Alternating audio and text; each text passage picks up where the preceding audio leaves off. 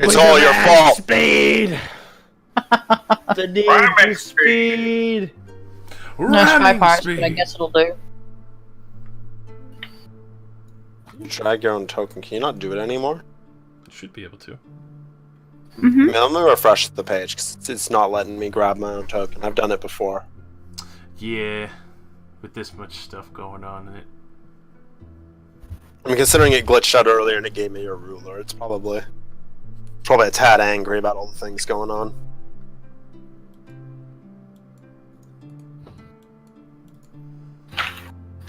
This is Fine a long addition one. to my collection. I've always wanted to play like a sword master character that just acts like Grievous and just like collects every sword from every person they kill. Ah, fine addition to my collection. Another You get- fine addition the- to my collection. The best part is you've got the cough going on right now as well for it.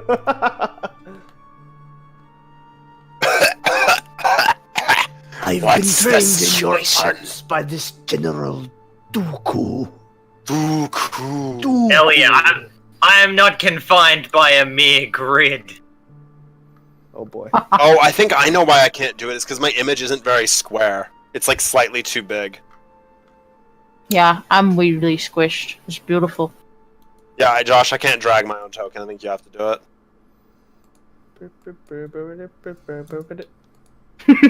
I start in the pit.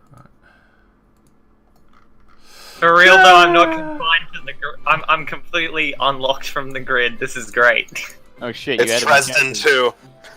Whoa! He's fast! Oh my god. Yeah, I have no idea why you're not locked to the grid, Rosie.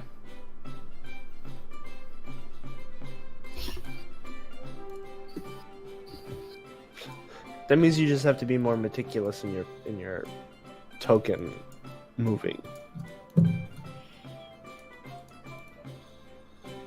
Wait, where'd my Dresden go? Hmm? There are two. There is no Dresdens to me. Dresden is It's been gone. erased from time and space. Ugh. Excuse me. Fucking rip. I Sad. synchronized belch that time. Rip. Sorry. Alright, all as your long as I fault. line his token up properly, I can just use the arrow keys to move him one square at a time. Resquiat and Bache.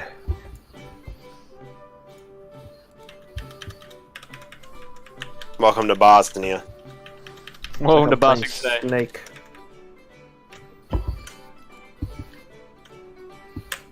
Get the fuck away from me. Alright, we're trying this. Does this work? No, I still can't drag it. Is like my mouse like broken? I know you could do this before. You could like click and drag the image from your IO page. Mm-hmm. Yep. I'm not like mentally retarded. That's how you used to do it. Yeah, that's how I did it with mine. Yeah, it won't let me. It just starts to highlight my backstory that I put there. What? No, I just grab my, like, the actual character from the journal page. Oh, you can just Like, do from the that. cat. Yeah. Like, hover your name and drag that on. Oh, there you go. Oh, it still has the old name on it. Let me get rid of that. There we go. That's better. I don't know why I remembered that name, but okay.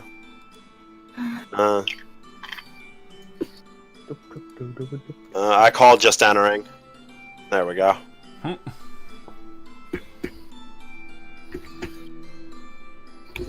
Behind the stairs, I see. Behind the stairs to the second floor, where the catwalk looks down evermore. Yes. Are these like sinks? Where? Those bathrooms. Oh, Okay. what room is this? That one? That's actually surrounded by a curtain where it's like private meetings. Bouncers bouncers usually sit by the fireplace. Oh. Alrighty. So.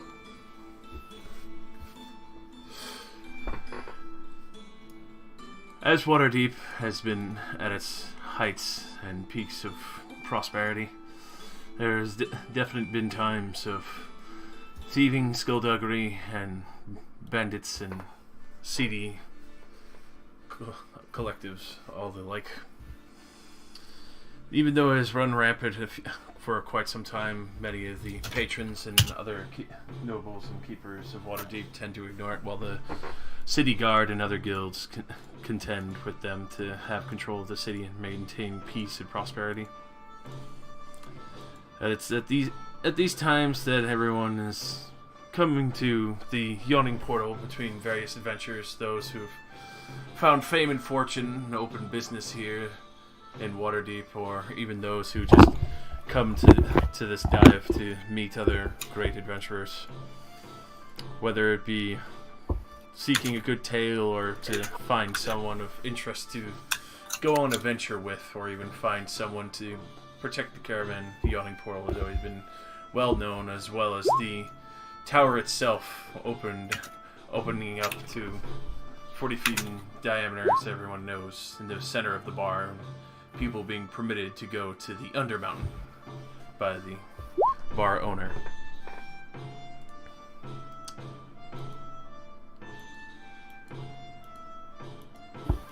That's a drawing.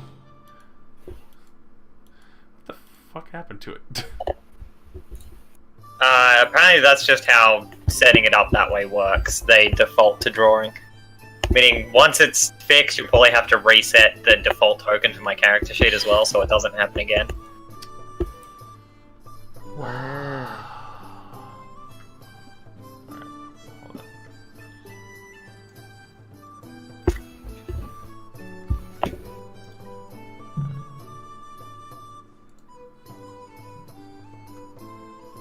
Where would I change that in the property? Right-click on the token, and then it's on one of the options. I have no idea which one. I can't see any menu. I don't get the menu for it.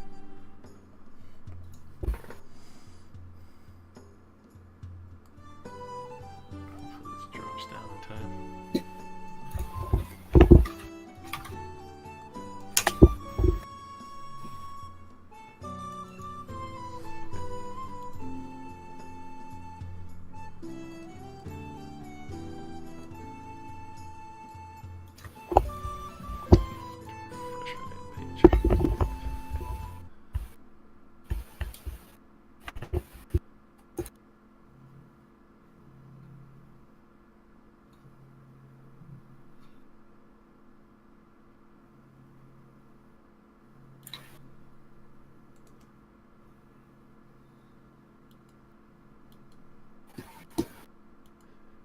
God damn it, Bobby! Well, god damn it, Bobby. Throwing your character over a cliff. Whoa. I didn't take Feather Fall, no!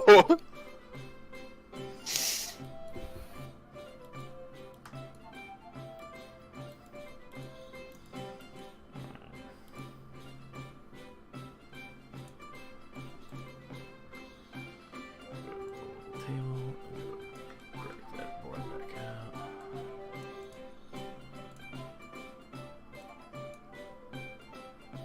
Okay, right-click, advanced is drawing. It's highlighted by default. How did you make a drawing, though? So, I want to set it as... There we are. Yeah, on the token, right-click I clicked it and it should be done. is drawing. And so now it'll snap to the grid. Now let me go fix Yahoo. I'm just gonna say, before you make it the default, attempt to resize the token so it actually fits fits the grid properly. Nah, fuck you. I can tell that is slightly off in proportion. There you are.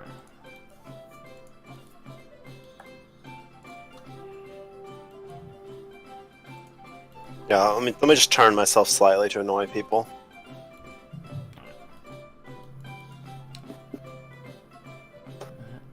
Should be it. Go reopen all my PDFs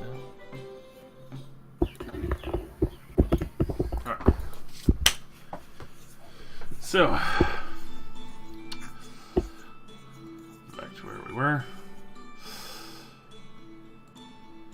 Perfect. As you're all sitting down and been fairly deep in your cups, obviously haven't stocked it, but the bar itself is rather full. Quite a few adventurers are here, and other people who are seemingly retired and just having a nice drink among other merchants and so forth. You can see a lot of the patrons are paying quite a bit of attention to a half-orc who came in earlier. Seems to be arm wrestling with a couple of thuggish-looking people, but over coin, and so, as well as the bard seems to be keeping the night a little bit more hearty and busy at the time. The barkeep himself, rather hearty-looking man. Been serving up the drinks and keeping them coming out fast, and all is going fairly well for the night. Dresden, especially since you've been spending some time at the bar, you would find out that barkeep, especially for the other patrons who know him, been calling him out by name of Durnan. All right.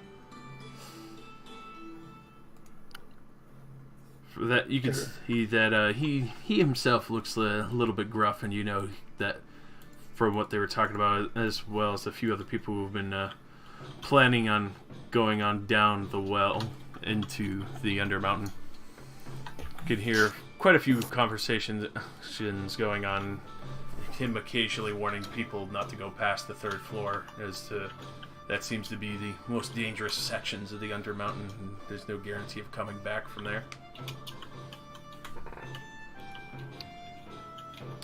So, what's the idea with this well in the middle of your tavern here? Why not go past the 3rd floor? Going past the third floor, not entirely safe. Drow, monstrous creatures, traps and designs that many haven't been able to really map out. Once you go past there, it's pretty deep, and depending on how skilled you are, the harder you'll come back. But if you're a touch more frail, if you're not experienced, I don't think you'll be getting too far then. I think I'm gonna stay up here with my drinks, where it's nice and warm. Heard about you a few times. Put a few bets in here. I'm flattered. Not many people really remember me. Don't worry. You're always welcome here at the Yawning Portal. There's a lot of retired fighters and adventurers here. Well, thank you very much. Hey, the lad over there in the corner, he points over towards the booth, up towards the top. You can see him sitting rather deep in his cup, kind of nursing it, like a little worried, looking and say, "Yeah, he's been talking about how he's been selling some kind of book recently and came back. I might be able to share some stories with him."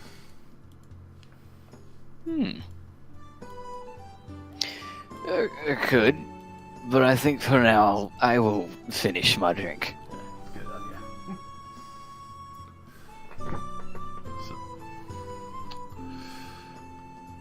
idea. As the night continues on, whether you've been looking around, peering down the well on occasion into the blackness, and people being noisy and bustling all around. You gotta look down. Yeah, you see blackness. It's just pitch black, but at the same time, you also see this. Almost looks like a large water tub that just kind of is hanging by a rope over the edge. On the 2nd floor, you can see a pulley that controls it, where it's lowered in. And you've probably, if you've been here a few times, maybe even on occasion, have seen, one or two people brave enough to go down in the nice wooden tub to be allowed the chance to adventure in the depths. Not sure what riches were found. Some that never came back. Others that came back with precious jewels and more. But you've only seen the hardier kind go down there. So, in the midst of the night, the half-orc that you've heard with the noisy patrons all around watching, see one of them starts standing up in the middle of what seemed like a friendly bet for a time being.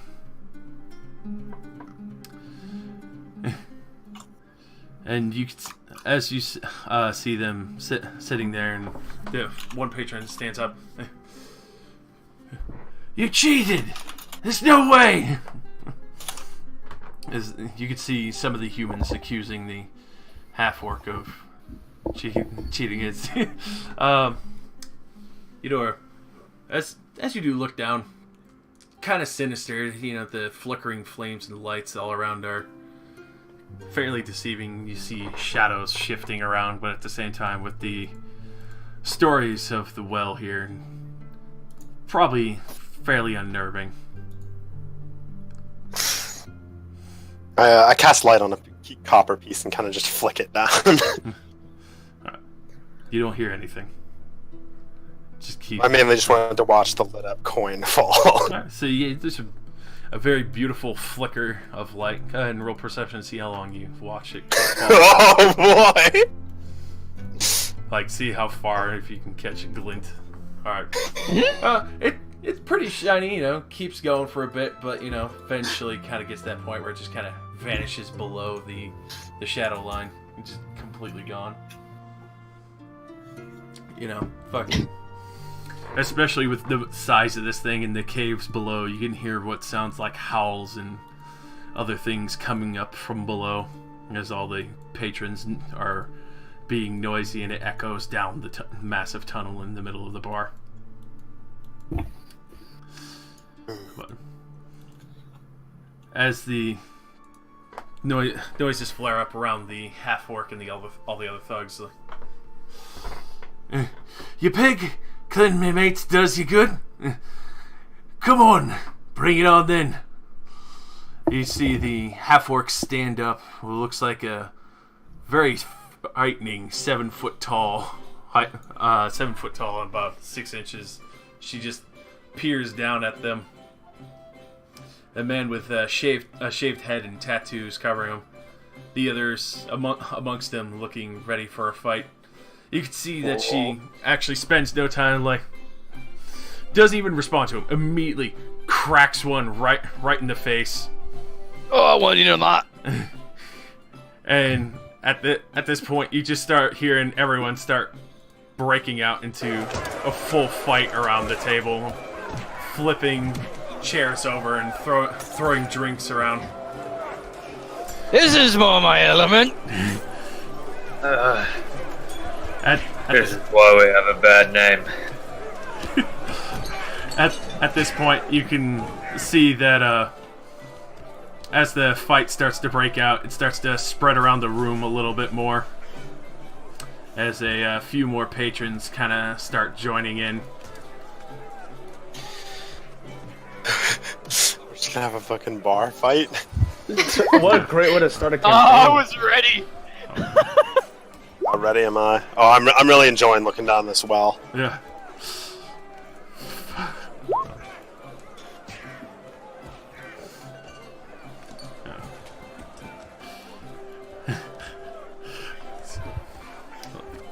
Grab hers real quick.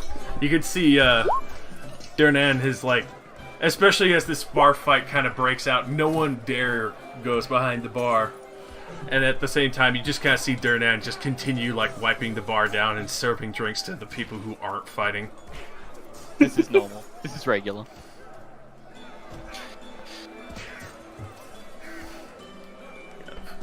That's right. Shit, all my PDFs got closed. Hold on. Man, bar fights are such a weird social phenomenon. They're so much fun, though. As a bouncer, I could tell you they're a lot more common than you would ever want to know. I believe that they're common. I'm just saying it just is an interesting social phenomenon. Intoxication and repressed raging testosterone does things to people.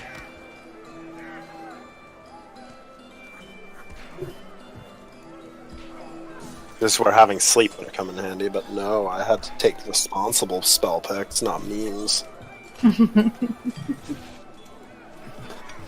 You always go with memes. Always. I mean, I picked a lot of meme cantrips, so you know. The memes are there.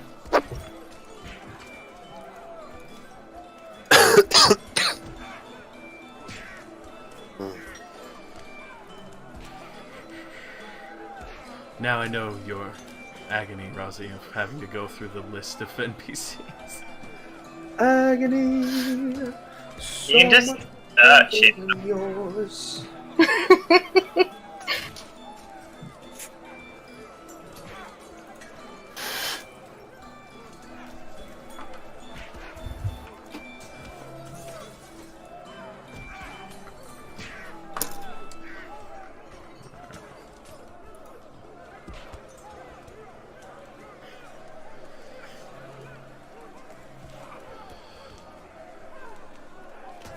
These boys. And I'll just leave it for one there.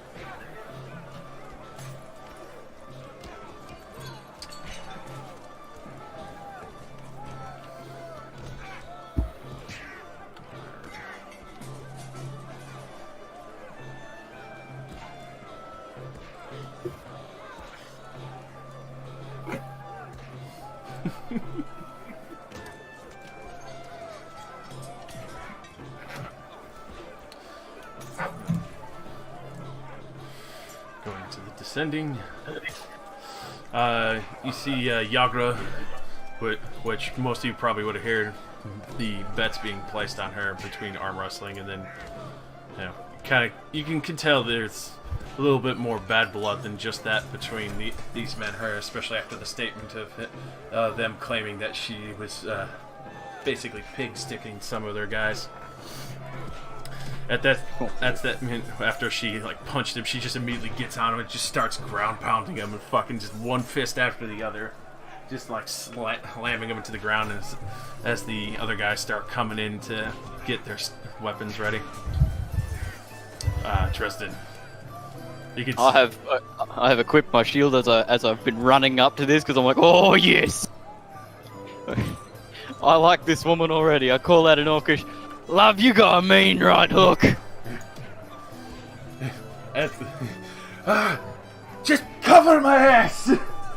On it. Just... And I pick up a chair behind me and slog one in front of me. Smack. And now I'm gonna grapple him. Non-lethal. Yeah, not non-lethal. Yeah. Is he down?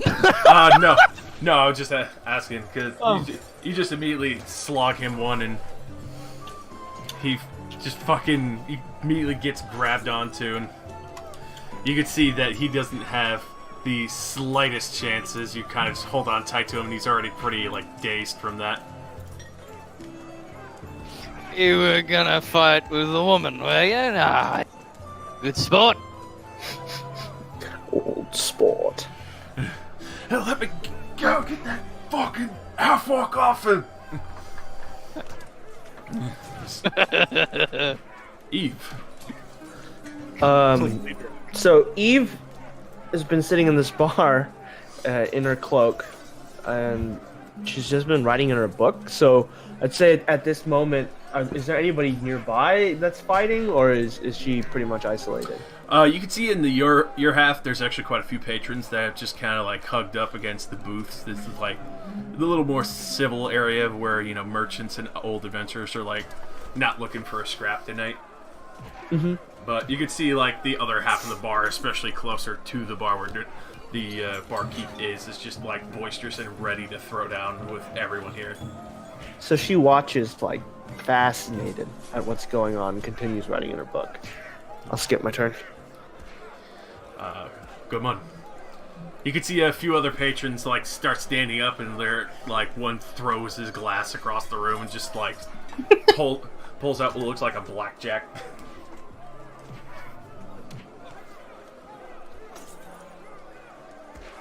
Rosie. Alright. I'm just gonna slink on, like, a bit closer. And then summon my mage hand, like, over near them, and I'm just gonna be, like, trying to move things out of the way.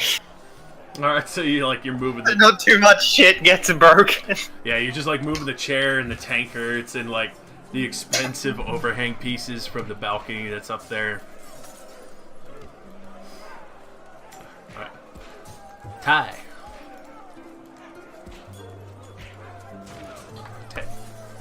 KJ. KJ.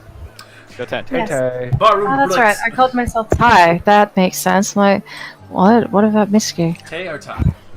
I know, it's Ty. So I don't know, my brain's just fucked now. I'm 3 different people. 4 different people. That's how we all feel. Hey! Yes. I'm gonna just start moving closer. See how much fun I could get into. Just slowly edging around, seeing if it's worth it. And I'll leave it there. you can see that this whole table erupted in fights over bets, so it's probably a pretty good scrap so far. As you see, even the other man who was at the bar earlier came running over to help this woman fight. You know, I'm gonna just hang here, see if it's worth jumping in. At the moment, just still purely entertained. At this point, you can hear guys up above like, "Oh, I got 5 gold on the orc." You know, like, no fucking way. There's too many of them. I can knock them out. I'm putting 10 down on the guys. You done? I'm checking something really quick. You checking for the coin? No. As much as I'd love to check for the coin. Okay, dang. I was hoping I could, like, prestidigitation to, like, freak him out enough to stop. Yeah, at this point, like, the whole lower floor is just erupting in fucking chaos. I think I'm gonna go walk on over there. I want to see what's going on. Up close. I haven't seen a barroom fight before.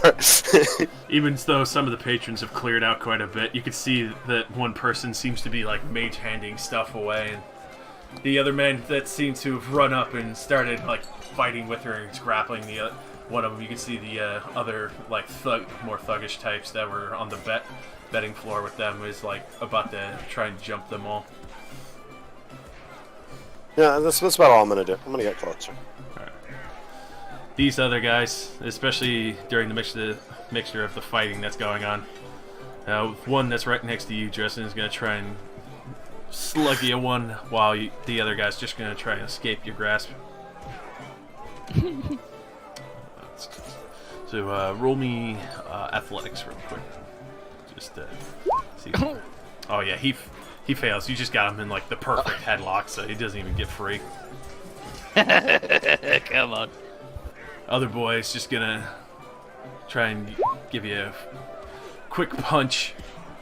Doesn't even make it. He just, like, connects with your chest. You can see him, like, busted his wrist a little, but the other two, like, start coming around to try and get the half orc from behind, like, get her off their guy.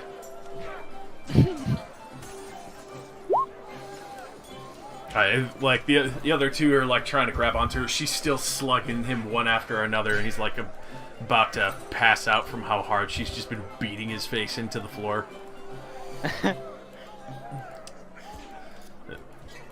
This guy, he just picks up, and you can see he's just starting to try to fight other patrons and fucking dropping elbows and shit. Okay. The one over by you, Grimund, is just easy, like, another orc, eh? Come on.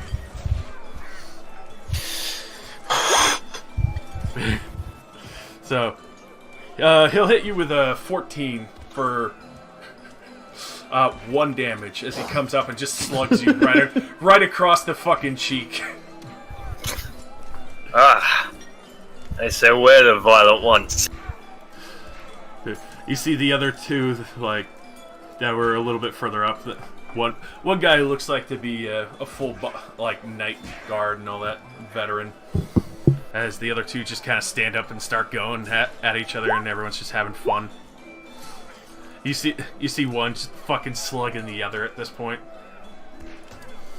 Yarek just like starts finishing knocking this man out. Just out cold on the floor entirely underneath her as she stands back up to go and greet the other two. Tristan, you still have the other boy who looks pretty fucked up from getting smacked by a chair and then grappled by you. I looked to the right at the one that tried to punch me, and it was like being tapped by a fly. I'm like, hey, hold this for me, and I'm just gonna hit him with the other dwarf. Improvised weapon. Yep. Oh fuck! So you literally like say hold this where you like just slam his head into the other and just out like a fucking light as the other guy's like holding the front of his head.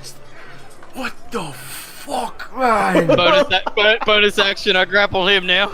Oh my god! Come here. Alrighty, Eve. That individual is getting closer, right?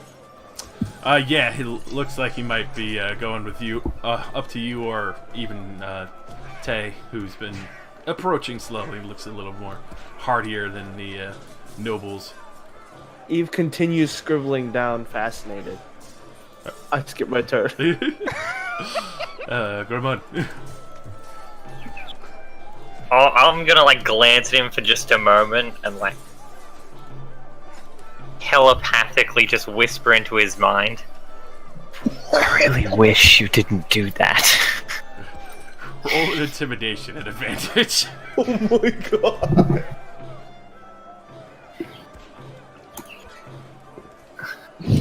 Hey, you just see his eyes wide like, oh, fuck this. And then, like, I'm just gonna turn my focus back. Just step. How close am I to this? All right, I need it to be within 30 feet of my thing. So I'm just gonna walk away from him. All right. Yeah, he doesn't do it. He just like turns around, like picks his cup back up, like what the fuck? And I'm just gonna stop here and keep using my mage hand to just clean up the mess around all of these people that are fighting. I'm having the best time ever. Tay. KJ. KJ. KJ's dead. She died. It is dead. JJ. What? Hello? Yes? Welcome Hello? back. Oh, Jesus Christ, my internet, I'm so sorry. Yep. Am I actually back? Can y'all still hear me? Yes. Yes, we can. Yeah. I hope. Awesome. Sorry. Okay, it's Ty. Like the one you strangle yourself with? Perfect. No. Oh. So I can see this pretty boy coming up. Oh my god, I'm pink. Alright, I see. I'm casually walk on over and smack him with one of my axes. Ooh. Not lethally. Yeah. Oh! Flat For a side. minute. Woo. And, Oh, okay. oh yeah, that definitely hits.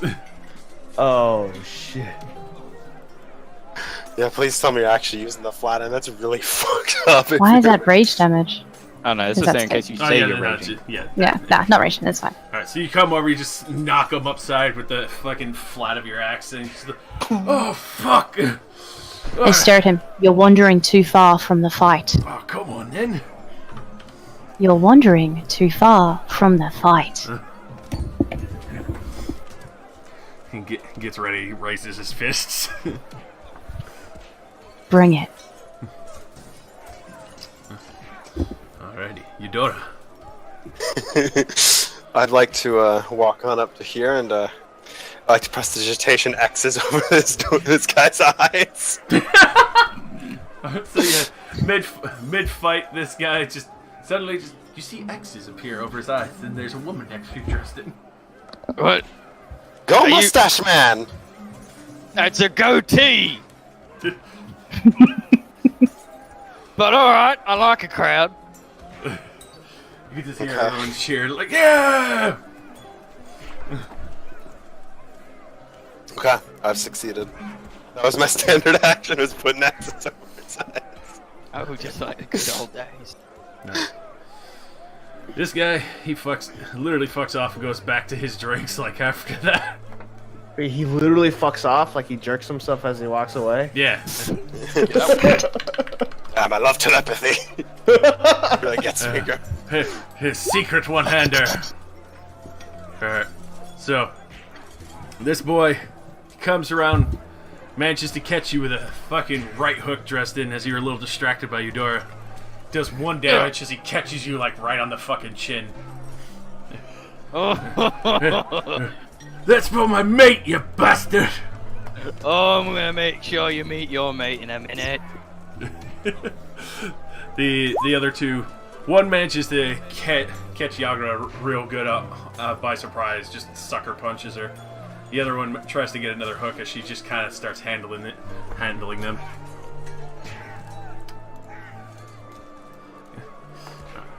So, at this point, between all the chaos and everyone yelling and betting, it kind of just immediately quiets down. As suddenly as you hear shouts and screams and clawing coming up from the bottom of the well.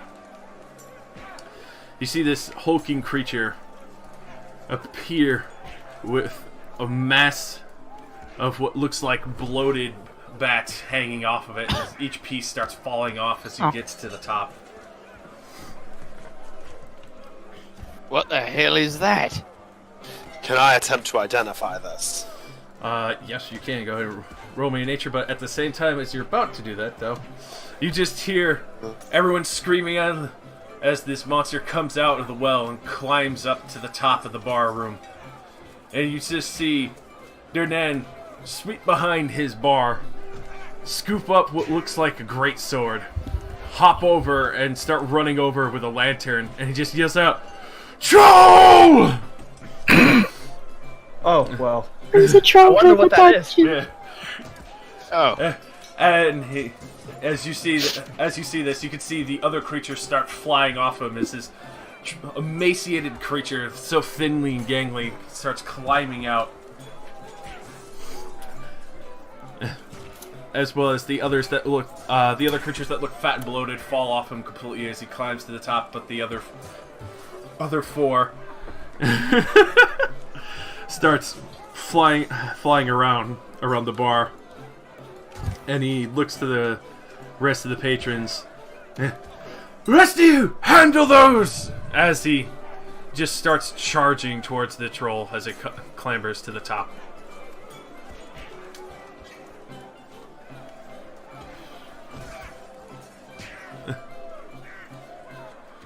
Oh, he's got a massive set of balls.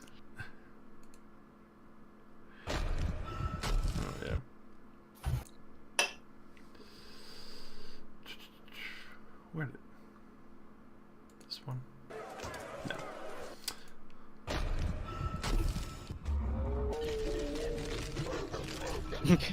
They've got a cave troll. Alright, then I'd like to roll to identify the smaller things then, too. Alright, go ahead. Is that nature as well? Indeed it is. I did better at this one. 18. Alright, so you actually know those as sturges, blood-sucking creatures that seek out to feast on those unfortunate enough to fall victim to them. That's a whole lot of blood drinkers. Whole That- lot of them. That doesn't sound good. I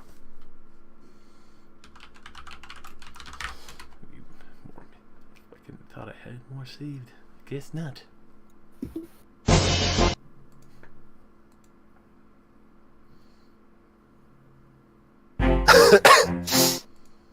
I liked one that sounded like a bunch of wolves. Then you just imagine it like a bunch of wolves that are just like hovering.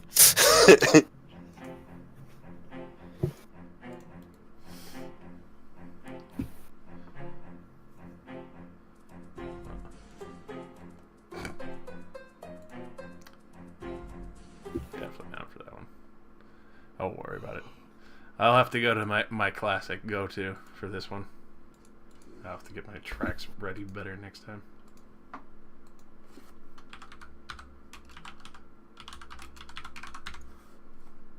See, now I'm just really disappointed that I didn't take Burning Fingers as a level 1 spell. I could look so fucking cool right now.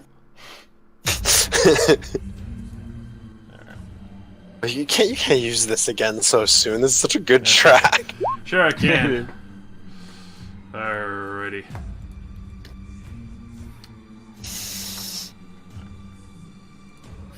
Top of the round. At this point, you can see the other patrons. They just immediately start ignoring you, Dresden. Yara kind of looks over, and she looks at the rest and kind of like starts trying to move over to attempt to help with the troll as well.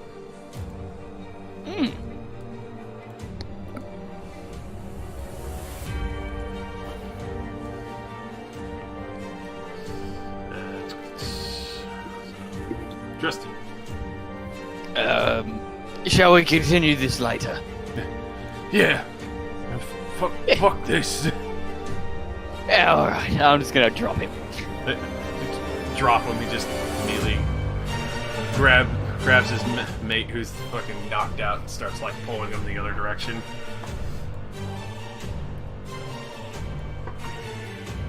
I got nothing better to do, I'm dashing. Hey, I've not fought one of these before. I'm very drunk still. Can't tell. At the same time, as you do approach, you can see Dernan. Oh god, put him just after you. I forgot to roll his initiative. Whoops. Wow.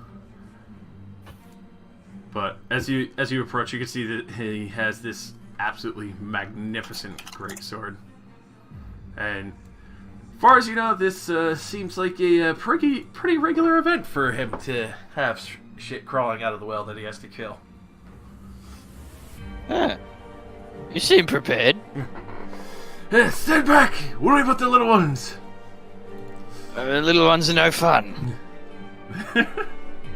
Suit yourself! Not paid for your funeral! That's alright. No one will anyway. With that, as he runs forward, you can see him chuck the lantern at this troll and just immediately sets it on fire. Follows up with a quick swing of his great sword at this creature.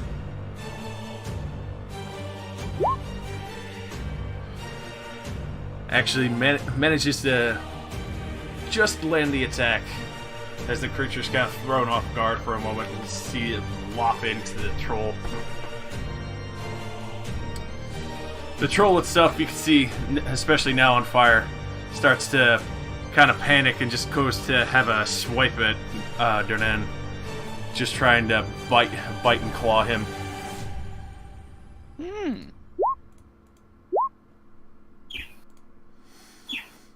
In which you actually see the troll just quickly like bring both hands around, dig the claws extremely deep into his sides, and just sink his teeth into his shoulders. But he doesn't even seem like he's even that much phased, other than just wincing in pain as the teeth and claws dig into him. Jeez. Just see blood spilling all over the floor. Eve. Eve stands up and pulls back her the hood of her cloak, revealing her radiantly gold hair as she points a hand out towards the bats and says, "You have no right to be here. Leave," and casts sleep. Oh shit. Alrighty, so goddamn. So literally, as you cast sleep at the little bats, as they're like starting to fly around and, you know, about to head towards some of the patrons. Down into the well, they back and go. That was awesome.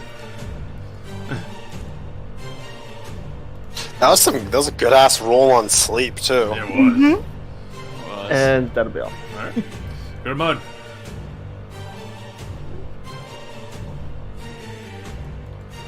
Big ass troll just busted into the bar.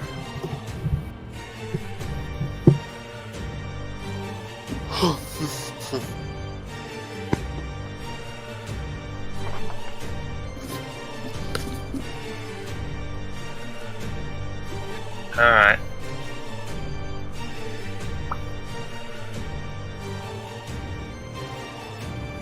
I can't get all the way to him, so I'll get to here, draw out my hand axe, just shout, "Duck!"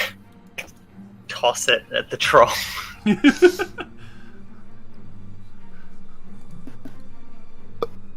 I think I accidentally told the troll to duck. So you see it go flying over. You actually see like the other patrons like duck out of the way as the axe goes flying into like one of the tables. Fucking watch it! It's some fucking big on your face!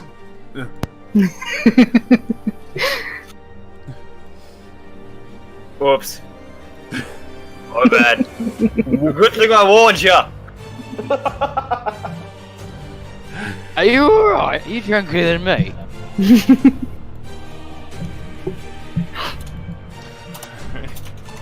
Die. Uh-huh. There's a big ass fight over there. Kills him. Yeah.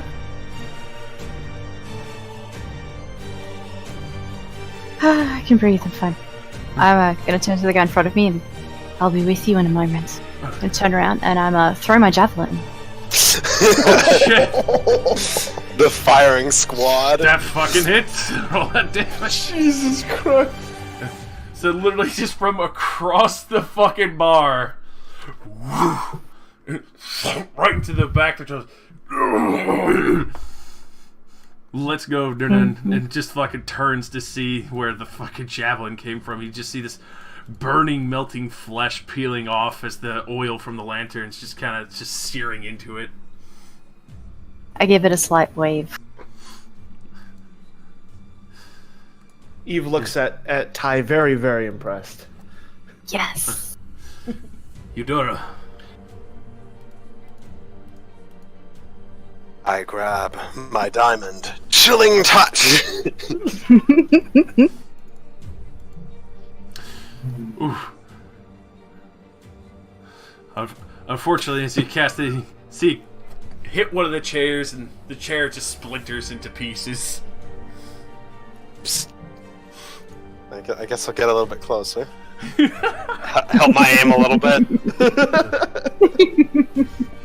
At this point, you just see all these guys like disengage and start backing away. You can see that they came here with no weapons. They're just looking to start shit. These guys are collecting their knocked out and hurt buddies and start dragging them towards off to the side.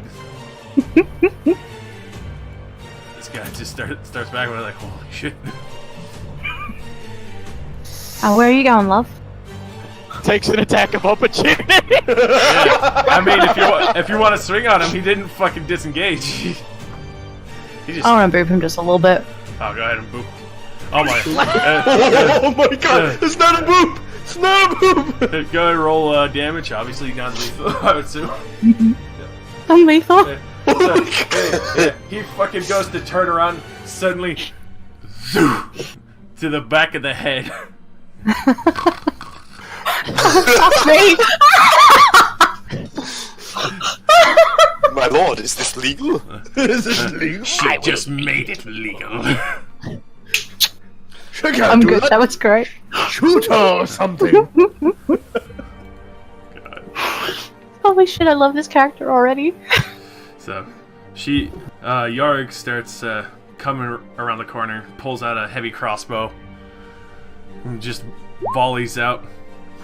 Unfortunately, goes a little bit wide, but anchors into the rope winch. Yeah. Dresden. I'm gonna run up here. I'm gonna go here. I'm gonna go here, and then I'm gonna run 10 feet, hop up on the table, jump up in the air, do a double heel kick in this guy's face. What the fuck? Go ahead and roll it. I'm kicking it in the face. What the? Oh Oh my god! Roll that damage, and roll him a dex save. Oh my. It wasn't much damage. So, with that, just gets knocked in the face, especially on fire and a little bit dazed and suddenly getting struck from all sides. move. Oh my god! Go, Mustache Man! I am the champion of this arena. Oh my god. That was the most fucking metal way to kill a that troll. then.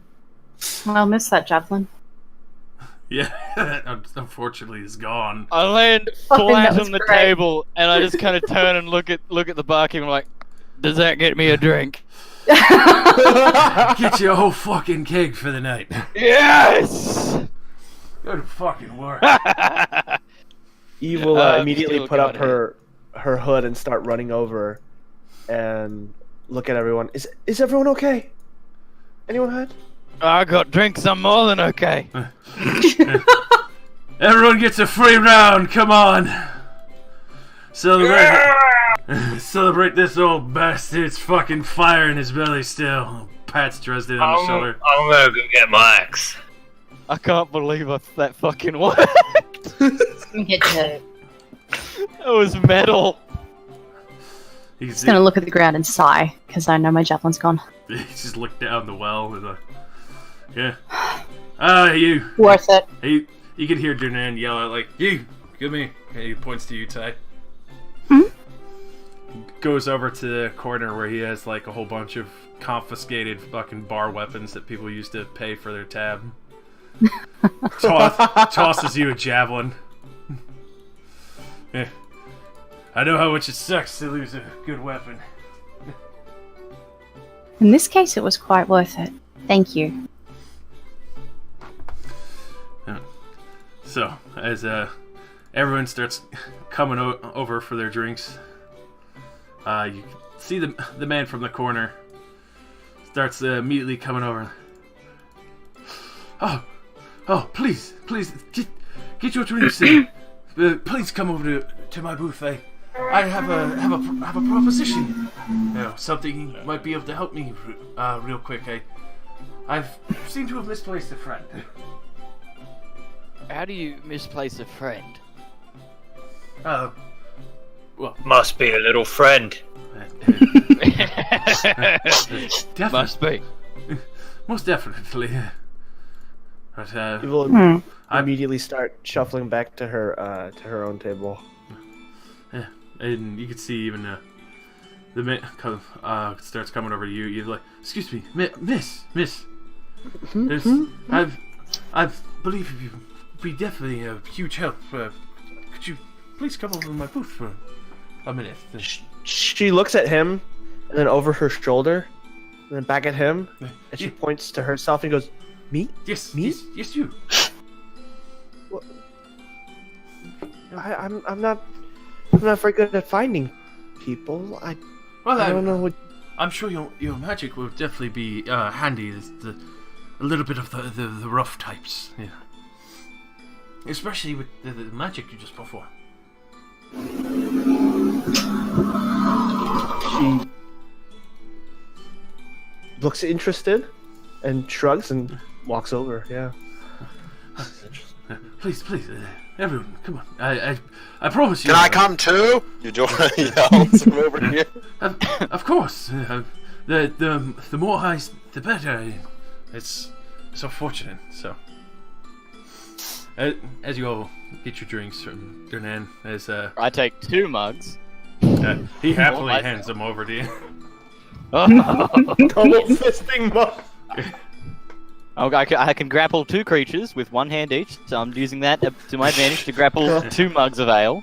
I say For my- dual wielding, right? She got- Grapple them mugs. up. Great meme. So, as he brings you over to his booth, he sits down and kind of pulls the privacy curtain around the booth a little bit more, so you can, talk without prying eyes or ears. Where are we going? We're going over here. Yes. As he brings you all in, well, I'm sorry for the short notice, but I noticed your skill in handling such a creature. I would imagine finding my friend amongst a bit of a few ruffians wouldn't be too much a matter, but I'm not going to lie. kind of misplaced him. I do promise good coin for it. Good coin? Of course, he like starts stroking his mustache, and you can see his attire is a little bit fanciful. You can see a rather, elegant and floppy hat, and he seems to have quite the jovial stature as well as. I'm running low on coin. You could most definitely help me then. Josh, could I don't know, roll a history or something? Does he look like a noble? You can roll history, especially with advantage after he's sitting there. But first, my name is God. So, my name is Wolfamp. Get on. I'm gonna pretend I know you, and I'm just gonna call you mate.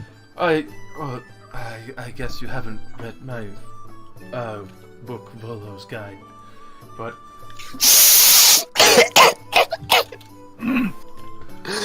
That's very tongue-in-cheek. But you see, it's bizarre. It is. I unfortunately lost my friend after sharing a few drinks with him, and after parting ways with him, I seem to have lost him. He hasn't come home. I can promise you good money if you take this job. And he immediately takes out a little pouch of money and he slaps down 10 gold to each of you. Like, I'll give you 10 gold just for accepting to trying to find him.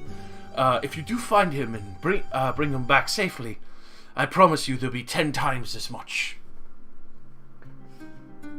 Each? Exactly, each.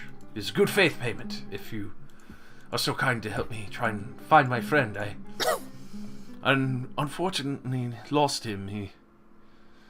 By the way, in the matters of it, his name is Floon Blagmar. We are having a drink down by the docks at the Skewered Dragon the other night, and unfortunately we got a little heavy in our drinks in 3 Empty Dragon, but he seemed to have not made it home, to my knowledge. Did I get any? Do I remember him at all, Josh? With that history roll? For that, Or his family? You know that Volo has been on quite a few endeavors. Excuse me. And you know he actually does have an estate here in Waterdeep, and that his latest book he recently just came back from touring on and advertising and getting the word out. Oh, so this would have been something that you read. Mm-hmm. Especially on a more recent note of something, because it wasn't too long as he toured. Just recently came back. Are you? God damn, I got the first name right. Are you the Volosomp, The Volo? Yes, so one and only. Like, twirls his mustache, very proudly. Oh my word! I'm so excited to meet you. I'm a big fan of your work. And she slides the gold back towards him. Please, I don't need anything like that. Could you just sign this for me, please? And she pulls out. I would assume a Volo. Would I be able to have that, Josh? Yeah, I would definitely let that go. Of course, but I mean, I would be more than happy to sign, but I wouldn't feel right, at least not paying you for at least helping me look for my friend either. Yeah, sure. The kid's in the fucking book right over there. I'll fight him. Yeah. He opens the little parchment paper and inkwell and all that he has, and happily signs the front page right on your Volo's guy. She clutches at to her chest, very excited, and yeah, she's just giddy.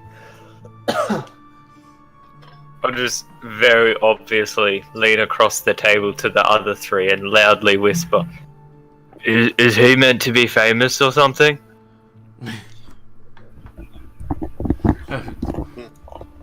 You've all never heard of Volo?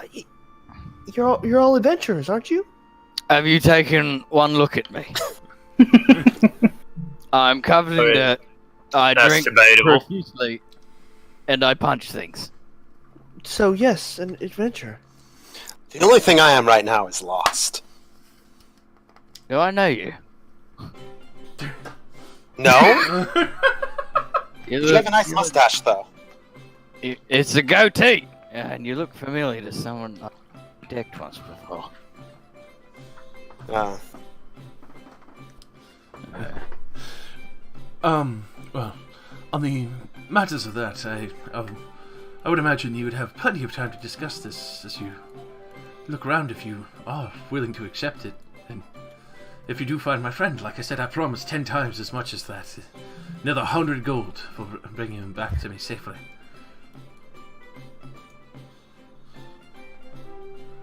Well, I don't think anybody will notice I'm gone from the estate for another few hours. Sure.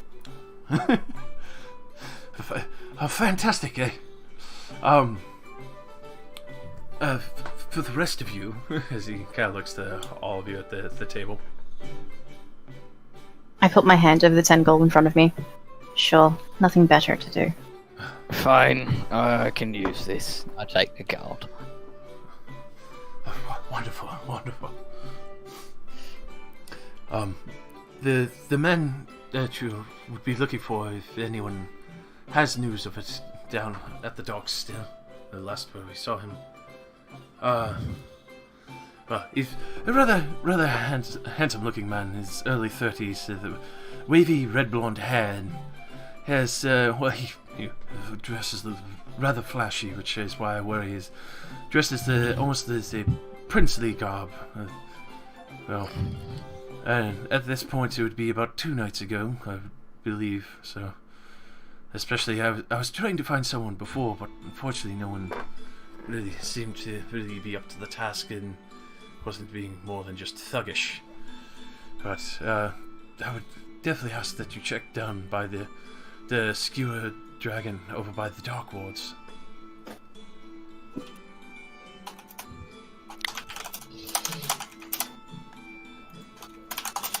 So, you want us to start now? I would imagine it would probably be better, faster than later.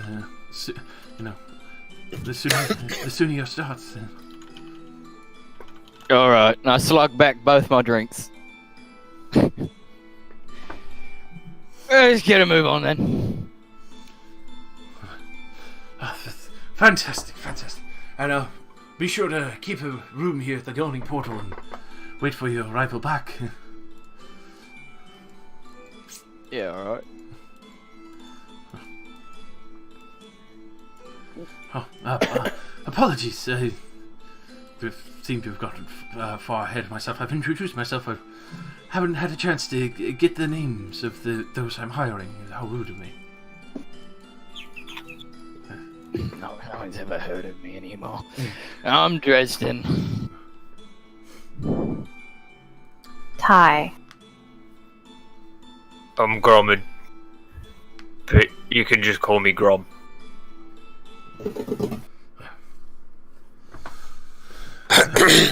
I'm Eudora of the Fyland family.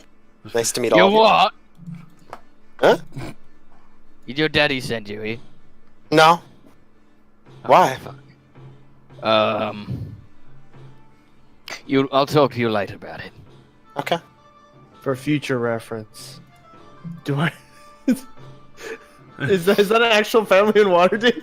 For this one, definitely. Yes. Fairly well-known one as well as yours. Oh, uno momento, por favor. Are we both from fucking noble families in Waterdeep? Very fucking... That's fucking great. So,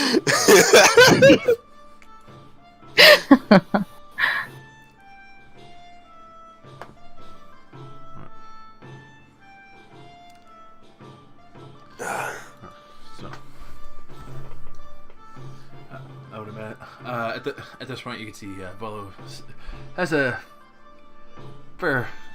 fairly good sigh of relief as he could see that seems to be in very capable hands at this point now. Okay, sorry about that, guys.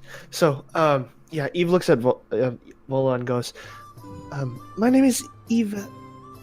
Just Eve. Mr. Vola, I was wondering, is this an adventure? Are you asking us to go on an adventure? Well, I would definitely consider it quite an adventure. I do know that some parts of the Dark World, unfortunately, especially some of my favorite dives, this Skewered Dragon especially is a little bit of the seedier place, but it's great for writer's block to be opened up. With that, she lets out like a squeal of excitement, and then shuts up. I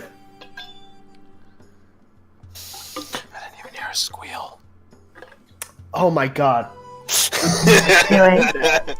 There you go. See, there's a Do it. squeal. Somebody else do it. How There you go. how old even are you? To whom are you asking that? You sound like you're way too young for this line of work. I was just doing a sample squee for Eve. That was it. Well, I'm confused as to Yeah. who are you talking to? He's talking to Eve. That did the squee and seemed so innocent and excited. It's like, how fucking old are you? I'm 22. I'm surrounded by children. Mm-hmm.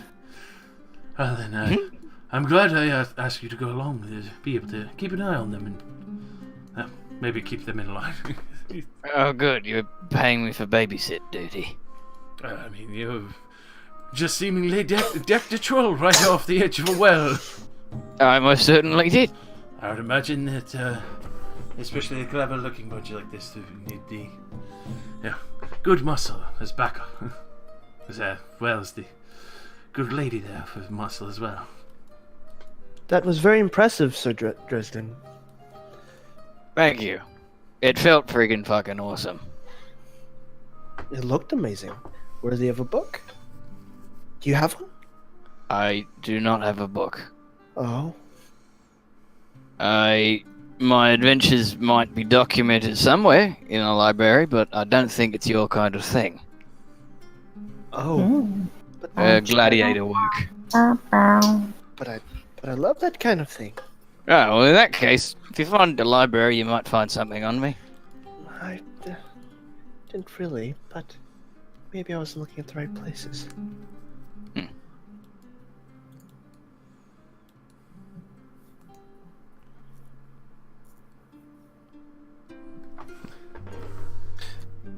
Alright, so I guess we're going to the docks? What, are we doing that now? Well, we're on an adventure. We have to do this as fast as possible, right? Oh, let me just finish my drink.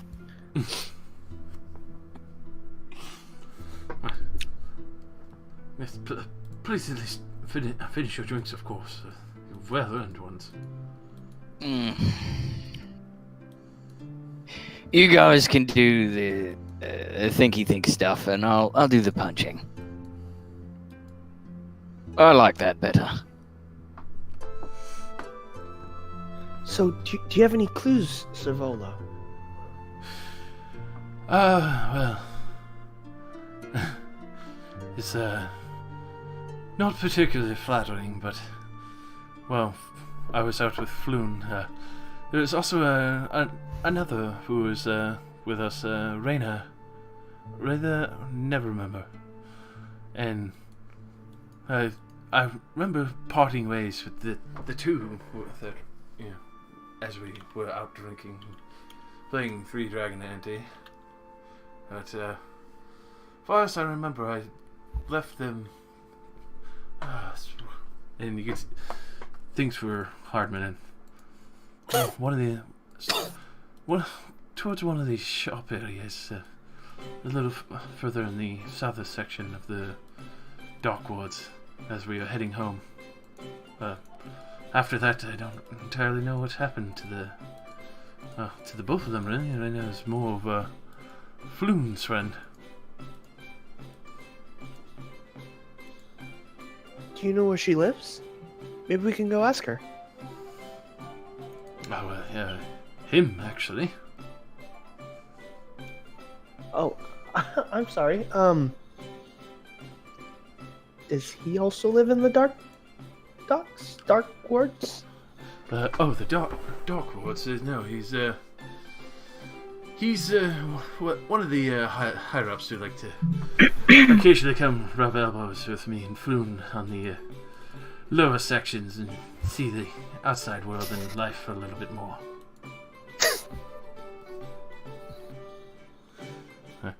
Last I knew, he lives off a rather sizable inheritance, and I would imagine finding him would definitely put not only Floon in good respects, but also might earn a little bit of favor with him finding one of his good friends.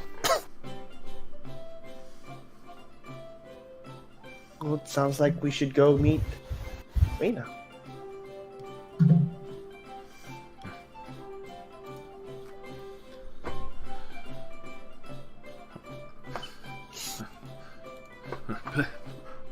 Please do go. Definitely check around. Well, I sure hope one of you knows where the docks is, because I'm already lost once, so I'd rather not be double lost. Yeah, I know where it is.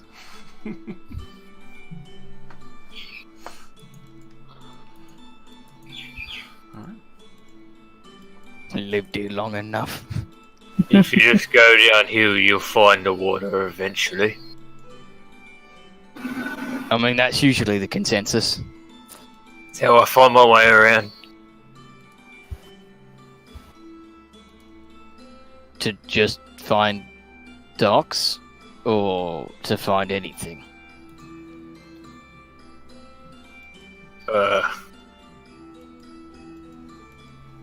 Anything. Okay, you're not leading.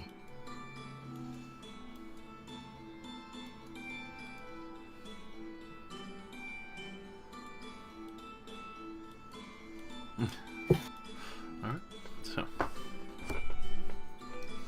as you start heading out to hit the streets, you can see the bar patrons who are knocked out are kind of coming to, and before you end up leaving, the half-orc that you saw earlier slugging it out, and who's you were helping Dresden.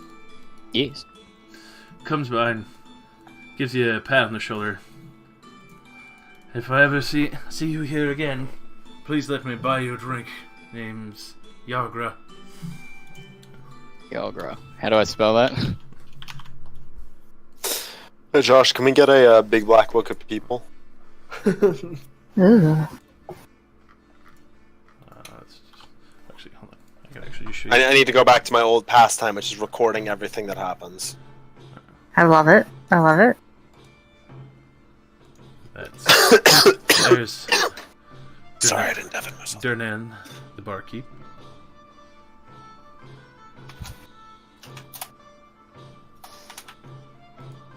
This is phonetic spelling, you don't need to correct me.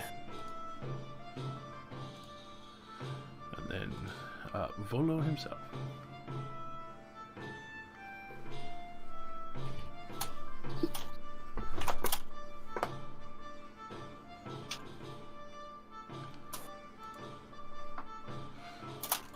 And let me throw in a PDF as well for your big black book.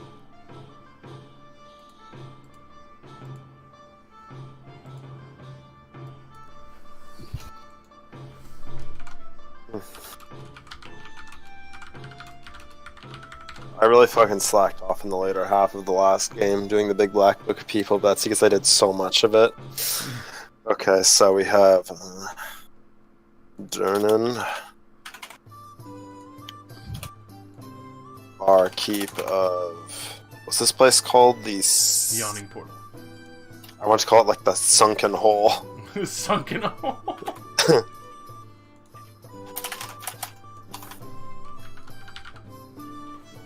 basically just going to tell the half-orc lady that if I come back, then I will most certainly buy you a drink. Looking forward to it. Keep in mind, she's Wait. 7'6". She's That is towering fine up. by me. That is fine by me. I'm only 5'6". Legs for days. That is fine. I like a bit of extra leg. And then some. Hey, she saw me deck some dudes and then What was deck the name of another the dude woman? with another dude. I mean, is Yagra Stonefist. Oh yeah, how do I reset that? Big black book people. Jesus.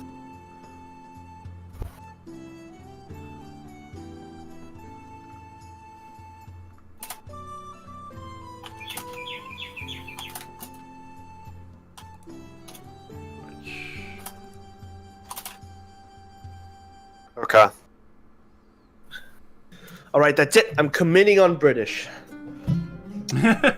Alright. What I miss? I'm just gruff. And Yes. drunk. Yeah, Yagra Stonefist talking to Dresden about buying a drink after he helped her fight the other boys. Cool. And I'm finishing up. I made the big black book. Well, Josh gave me a big black book of people, and I put everybody in it we've met so far.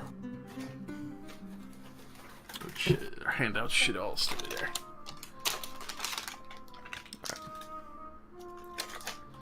So,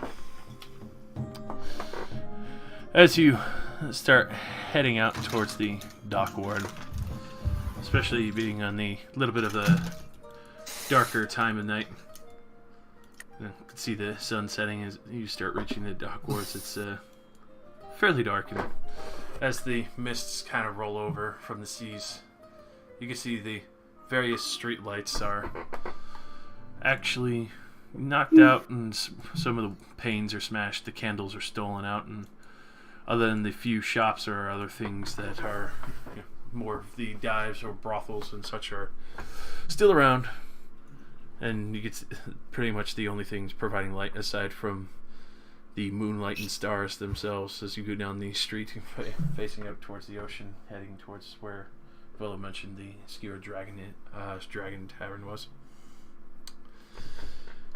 As you continue down the street, you get the heavy smell of sea salt, rotting seaweed, and a little bit of mold from some of the shops and others that haven't taken care of themselves too much. Others that are closed up tight. As you're going down, you actually do come across a street path where, as you're about to turn the corner, reach the next street you need to go to get this to the Skewer Dragon, you can actually see what looked like the aftermath of a bloody battle between what looks like well, as far as you could tell, two rival gangs and some of the city guard that are now patrolling around. You can see what looks like a couple of the city guard as well as the captain marching around and inspecting the bodies and what happened here. As you look around them, there's easily about a half a dozen corpses, seemingly of victims of skirmish between two groups. As the watch officers go around and disarm any of the bodies that are left there, and anyone else who are seemingly was caught by them, as they seem to be detaining 3 individuals. One guard turns around and catches you with an icy glare in his heavy armor, looks to the rest of the group and just like, "Yeah, get a move on. It's nothing to see here. It's all handled."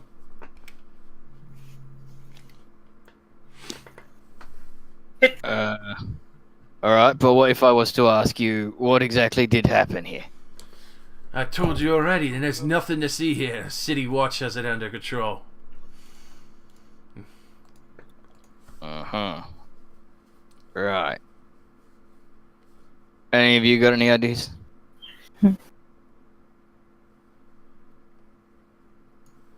Don't really know. Well, it looks like quite a few people got hurt here.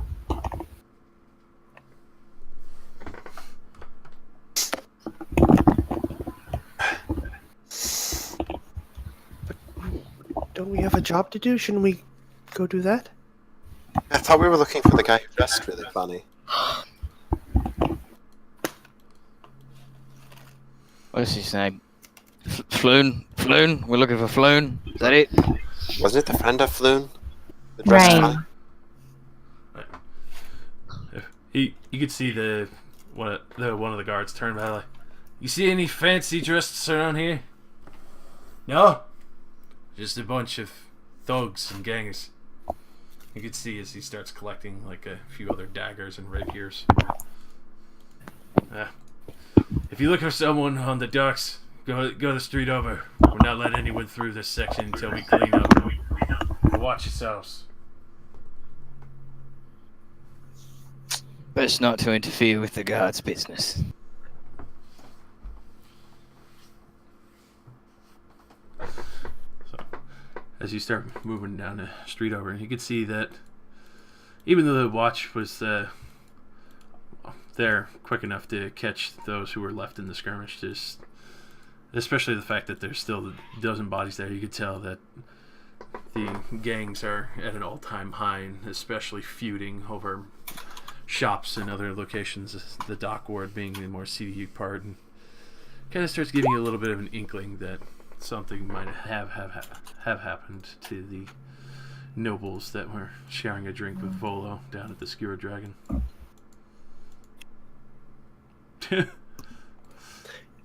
As they're walking, Eve will kind of shyly walk up and start slightly delaying behind Ty as she looks at Ty and writes in her book.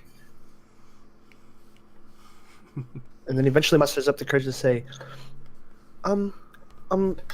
Miss Ty? Hmm. Where did you learn to throw javelins like that? At home.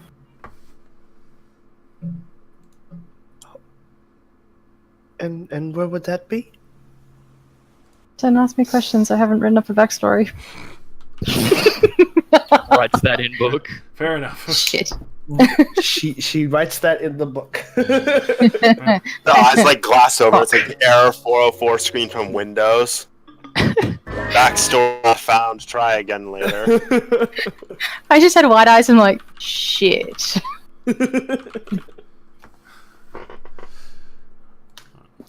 Well, alright then. Alrighty, so continuing down as you do ask a few questions at a time, you trying to figure out where she's from, and especially a skilled fighter. You finally start getting down to the docks, and you could get the scent of the ocean even heavier now. And as you kind of look around, you can see there's almost no street lights other than a few marking the way, especially around some of the boats and others. This being a little bit more of a beat-up section. Fairly surprising that Volo and his friends came down here, but as you could tell, like he said, he was coming down here for a little bit of more inspiration to get rid of his writer's block.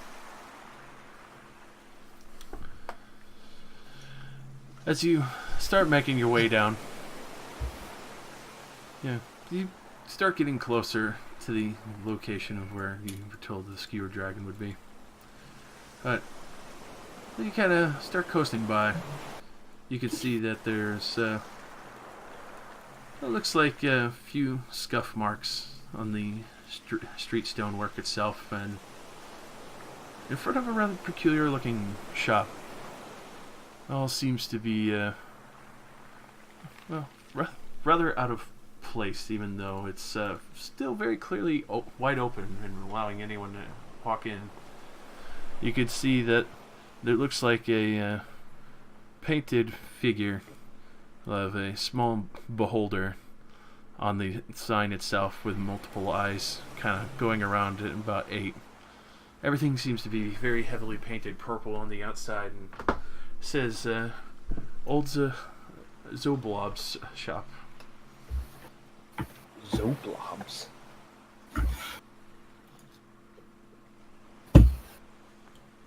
I squint my eyes at the sign. Is it just me, or do people around here have friggin' weird names?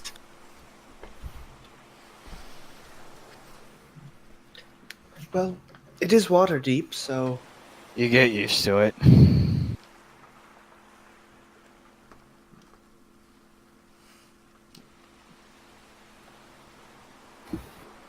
Aside from the scuffle marks, you can see the shop's wide open. Is it still light? Alright, let's go. what? Where are you going? What? In. But we're supposed to. In. Temporary detour. Come on.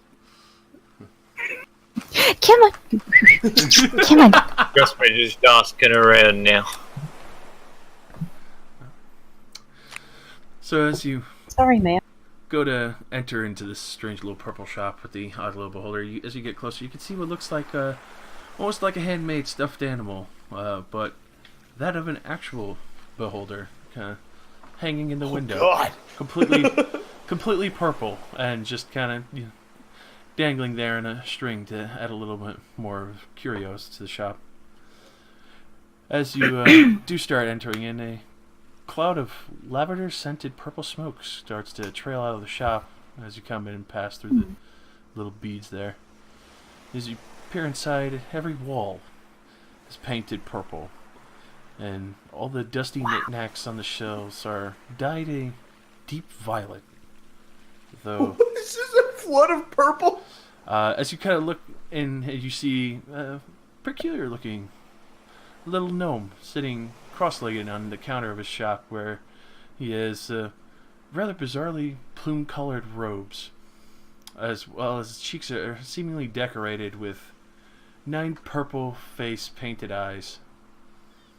And he kind of just slowly lowers his pipe and exhales the lavender smoke that you've been seeing and trailing and smelling. So he raises a hand. Hail, well met. Welcome to browse the shelves of my curio shop. It's the most odd curiosities in the world. You can see. I love what you've done with the place. Oh, thank you. I rather do enjoy nice little oddities here and there, especially all the very deep purple ones. Very interesting. As you kind of look around, you can see other trinkets there now, all deeply hued in purple. You can see a very odd couple of things. Looks to be like a shard of obsidian. Others that looks like a bony dragon tail and marked with a piece of plain leather on a necklace. 2 toy soldiers that seem to be missing their heads, as well as an odd candle that just seems to be snuffed out there with a burnt wick, but none of the wax melted. Others that are just like a peculiar glass eye, alabaster mask, and pyramid of sticky black incense. It gets a rather pungent smell off when you get near it. It seems to be all various types as the gnome welcomes you into his shop. The deep gray skin, even though you could tell around his wrists, but the rest of him seems to be painted purple aside from the eyes on his face.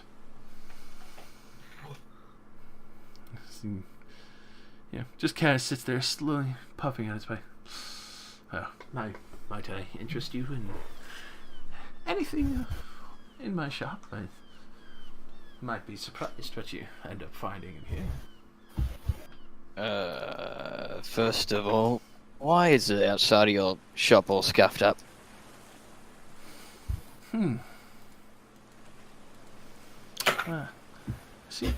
Seems strange particular noise seem to be going on. I'm not entirely sure. You can see he's trying to think on it a little more carefully. Inside. And roll insight. Fuck. You tried. You get a bit of a sense of that he wants to. He might have a hint of what's going on, but he seems kind of reluctant. How about this? I'll buy something from your weird curio store if you tell me what happened. Go ahead and roll me persuasion.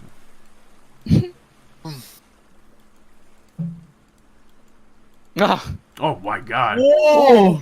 Okay. I get fucking results. Damn.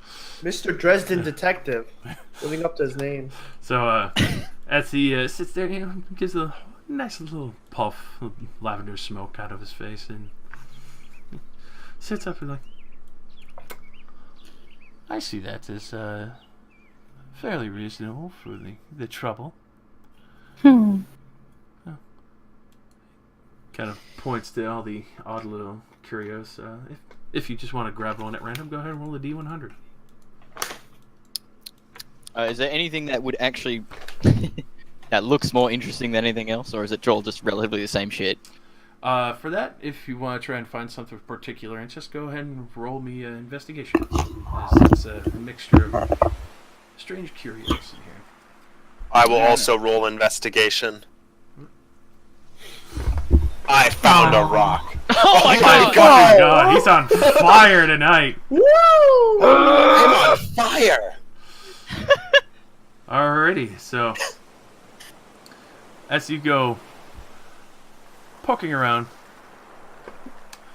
you actually managed to spot what looks like a pretty nifty looking necklace. A couple of hands cupping what looks to be like a red stone.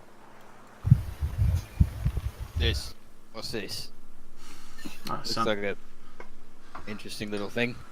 That one, that was traded to me a little bit earlier before. Somebody who was looking for some of the lavender pipeweed that I enjoy so much. Wait, Josh, you said it was red? The necklace itself, yeah, it seemed to be cupping a red gem, two golden hands kind of holding around the stone. Eve looks at the necklace and then at the individual and says, "But it's not purple." Ah, yes, but it was a rather good price for the pipeweed, and I need to bring a little bit more money to pay my rent in this shop. Alright. I guess I'll try the curio of this one then. That'll be 6 gold. I hand him 6 gold. Get a mysterious necklace. Yeah, sure, it does, yeah. Necklace. Do I get anything? I just throw it on because he's in front of me and I want to make him know that I'm wearing his little curio.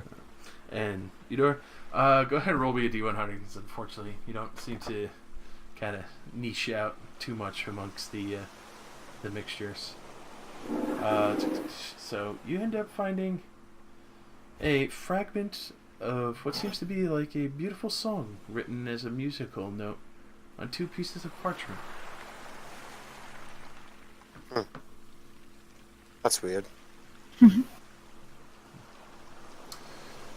As the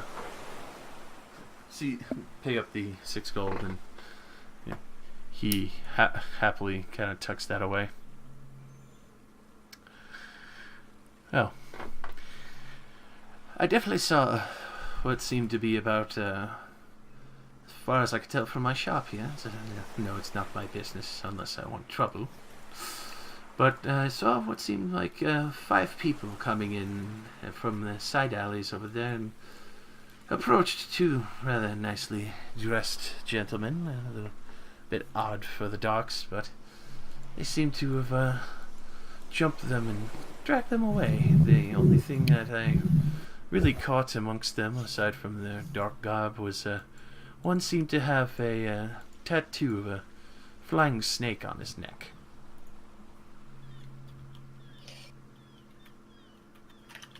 Did one of the 2 really well-dressed people have red blonde hair? Yes, they actually did. Friends of yours, I hope not. The rather tough and rough-looking ones in the black leather armor, I definitely would not want to seek their ire too much. I'm not entirely sure which direction they went, but I saw they were dragging him a little bit back towards the direction they came, but from there, I'm not very sure. The only other place a little further up the road before the next few alleys would be the Skewered Dragon Tavern. That's as good a place as any to check out. Thank you for your assistance today, sir. You're welcome. And if you have anything else interesting or nice deep purple or violet, please come back. I do like trading for them. Add to my collection. I'll keep a note of it.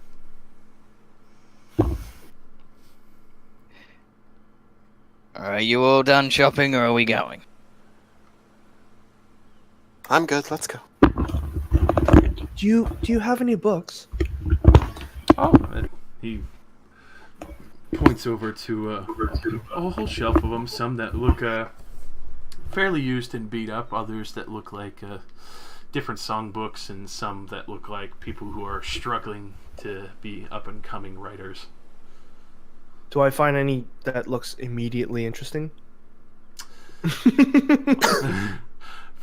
For some of those, some that look a little bit fanciful, like some that are a little bit more embellishing titled, like the Golden Sailor for fighting like a sea beast on the front, and but protected by light is the name and title of the book. Protected by light.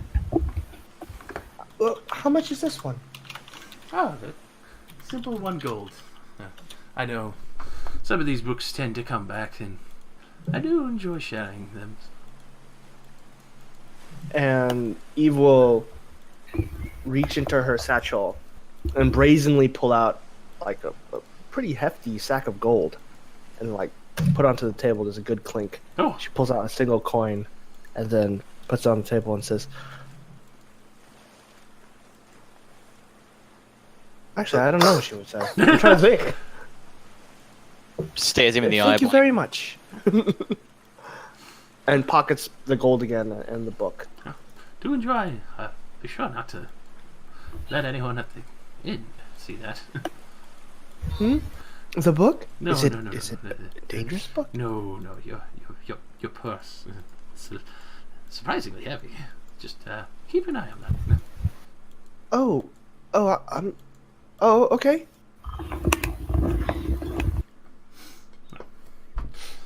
Enjoy, friends. We shall. Alrighty, let's go down and check out that tavern.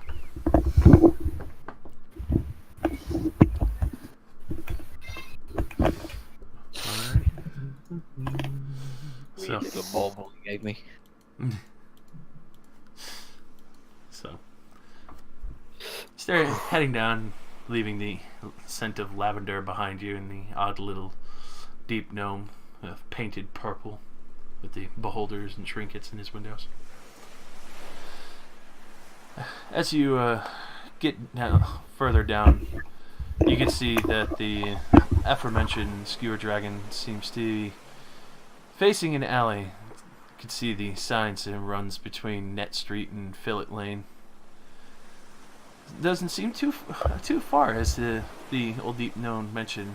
His simple shop is just right down the street. As you kind of look at this place, you can see looks like it's kind of in ruin. Both the front-facing windows are smashed in. Ship's anchor seems to be lodged in the roof. Through the windows, you could see what looks like rather haggard patrons drinking from huge tankards, and quite a few few ladies of the night going around mingling with some of the sailors and merchants who've probably recently come in. And this is very clearly like a dockhands kind of tavern dive. It's a very seedy looking place.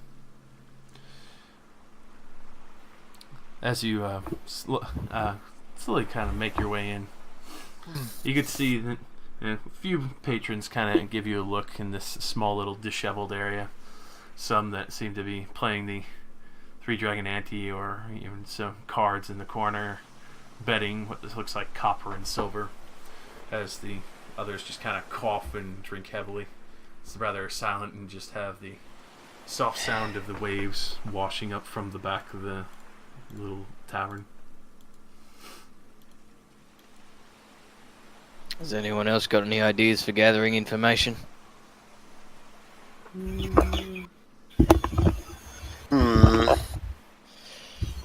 Okay, Too then late. I'm gonna go do my own thing. And No, I'm gonna go start asking- playing cards with them. I go start playing that gambling game with them. And try to get information out of them through conversation. Like casual conversation while gambling. As you come up, he's like, "It's 10 silver a piece to get in." I chuck down 10 silver pieces. Alright. Alright. Wait, that's just a gold. What? Well, I mean, they want to deal in silver, so it looks like they're richer. Yeah, Yep. fair enough. It's literally 1 gold. For them, it's like their entire pay.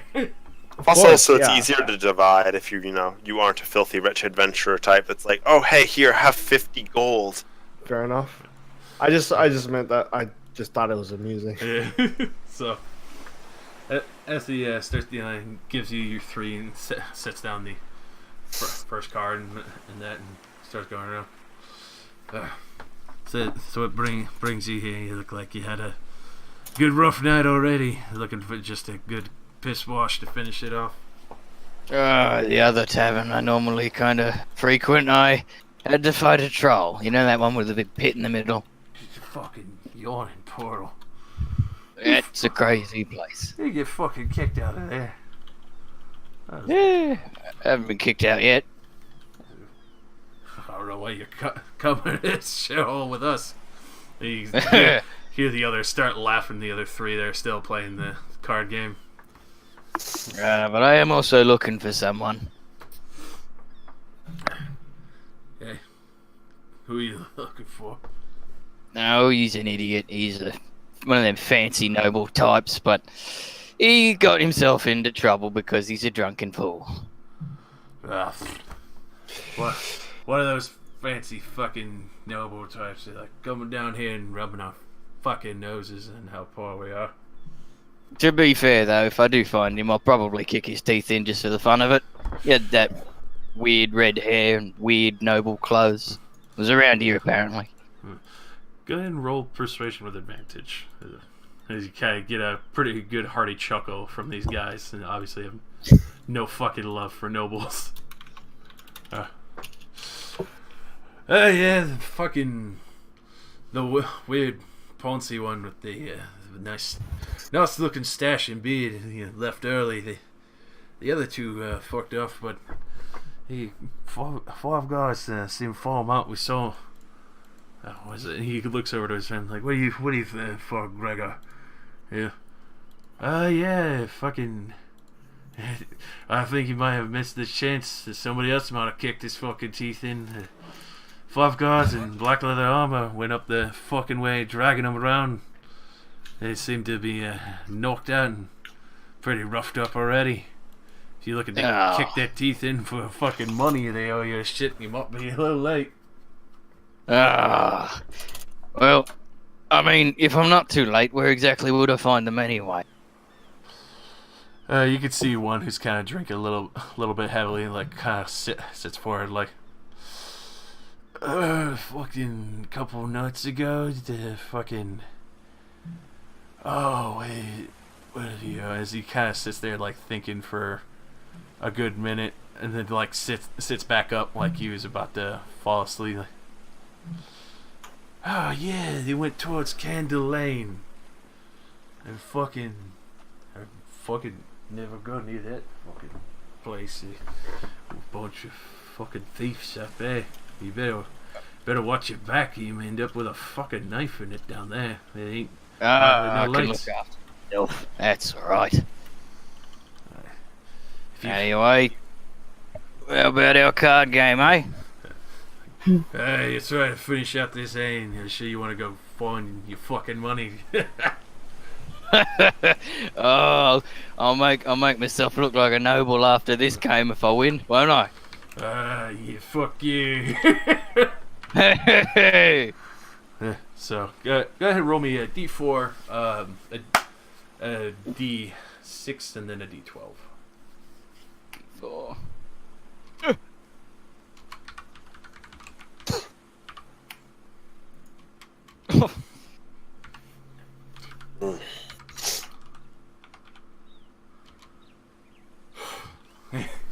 So, as they kind of play out the hand, you see the drunk fucking immediately his hand completely phased, but the other guy kind of beats you up. But then Grigori fucking slaps down what seems like a 4 kind of, and that pot is mine. Ah, well, I'll be better off next time, I reckon. You better bring your ass back here if you kick the shit out of Noble. I want to see the purse you find on his poncy ass. Oh, I'll tell you how if he bleeds red or blue. Fucking bleeds yellow for how much piss he's always giving. You might bleed yellow from all the piss that you've been drinking tonight. Yeah, you're fucking wrong. Alright, thank you, boys. Thank you very much. Be fucking careful out there. You too. And I'm gonna walk back to the group. Alright, I got results. Well, I'm a man of the people. Yeah, Candle Lane, they reckon he was. I'm starting to think that he could have just hired you alone. Eve is off in the corner, asking random people, "Excuse me, have you heard of a Raina? He's got red hair. No, excuse me, red Raina. Raina, have you ever heard of a Raina?" So you kind of go past like the first two. The other one is just like, yeah, fuck off. I'm trying to get laid. Right. Just sorry. Yeah. You got like one woman in his lap. The other guy like, go ahead and roll me a persuasion, Eve. Oh that's oh no, Jesus Christ, Eve. But, yeah, it's basically that. Oh god, yeah. Unfortunately, like as nice as Eve's being, like you can see a lot of these people here are fucking groggy, grumpy, just washed in, have a rather big disdain for nobles, so they're kind of giving to the fucking ice cold shoulder. Hey, where's the kid? Fuck off. Where did the kid go? I guess Eve walks up to the group and says, "This is looking to be a lot harder than I thought." Child in our group. I've already figured it out. What? You found him? Candle Lane. So we have got to go. Oh, you're so good, Candle Sir fucking Dresden. Lane. Yeah, but you're not gonna like that after we get there. Place is filled with criminals and cut purses and stuff like that. Oh, are we gonna have to defend ourselves? I might have to kick the crap out of some people, yes. This is so exciting. I am glad you think so. So if we have nothing better to do, I'm going to go up to the bar and grab a drink to go. Literally charges you fucking 3 copper for the drink. Yep, I've only got 4 gold pieces, so I'll just give him a gold piece and say, I'll take extra then. Wow. Fuck Hands you a cake. Yeah, fuck it. Yeah. Reaches behind the bar. You can see it's not the most expensive, but he gives you a couple silver back, basically like paying for a silver worth bottle of what seems to be kind of just like really basic rum. Not the best, but yeah, fucking get you a good piss wash and it's all good. Yeah, it does a trick. Alright, thank you, mate. Come on, kiddies, let's go. kitties. I'm 43. 35. Oh, And no. she's a barbarian. Oh no. You messed with the wrong barb. Just slowly raises the axe. You fucking what, backhands? Slowly equips shield.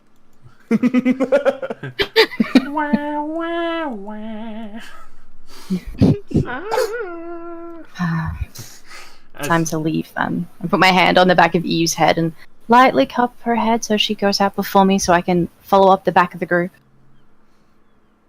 And yeah, and she does that thing of like being like, you know, being pushed into what? And then just continues on. Time to leave.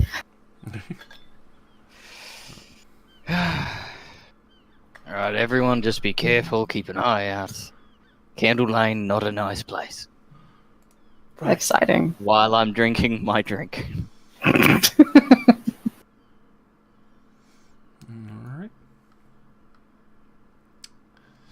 So, as you start going down the lane, drinking your drink, enjoying yourself a little bit more heavily, you start making your way to the main alley where Candle Lane leads.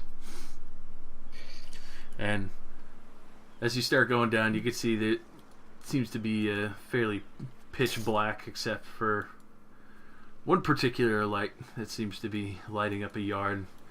So you look at all the others, the lanterns seemingly are smashed. You can see there's no candles in them, or they're completely burnt out or completely destroyed. Though the one that seems to sit out front in an open yard seems to be just kind of a constant glow, but there's no candle inside. It seems almost like a continual flame spell is keeping this warehouse lit. And as you do come to approach and you look through the bars and you see into the yard, you can see that there's next to the door and the warehouse entrance that there's actually the same symbol of what looks to be a flying snake kind of etched onto the side of the wall near the door itself. It reminds you a bit of what Zoblob has told you about. Look! Flying Shh. snake. Hey, you might want to keep it down just a little bit. Right. Look, a flying snake. Alright. Now, what do you guys want to do? Because, well, I don't mind going in and just kicking everyone's bloody ass. I don't suppose the rest of you are into that as well. Couldn't hurt. I mean, I don't exactly kick. Okay, we got 2 But- votes for kicking but- ass. Anyone else? I'm in, although it's not really what my... Yeah, sure, let's go. Okay. If asses need kicking, then they can be kicked. Yes, they can be. Alright, Eve. I'll help. Okay, you do that. Let's go then.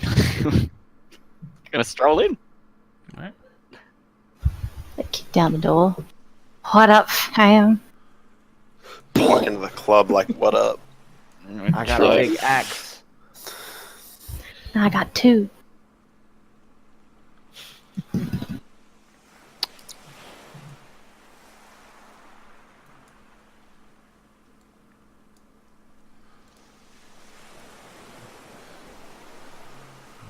Everything's black. Everything's fine. Give you all vision. Oh. I hope no one in here recognizes me.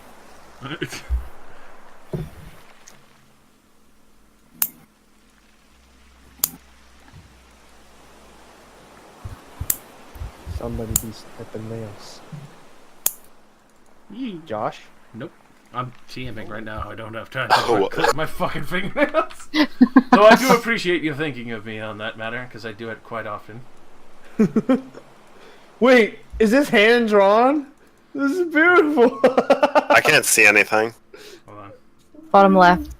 Dot. I mean, I am completely zoomed out. If I could see anything, I'd be able to see it.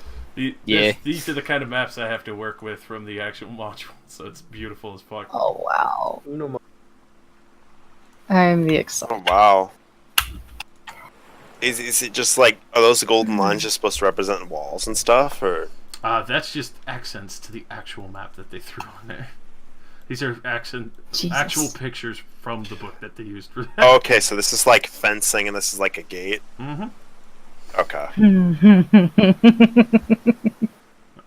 So, everything seems rather quiet as you kind of peer in. You can see there's a window and a couple crates kind of sitting there. The main yard is fenced off, and the gate itself is currently closed.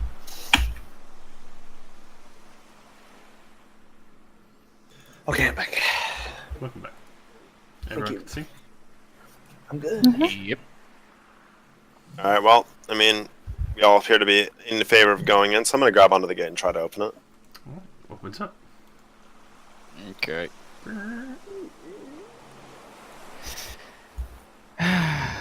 Alright. Just do the That's always polite a good thing, sign. I guess. And we'll knock on the door. Because we have nothing better to do. Practically an invite.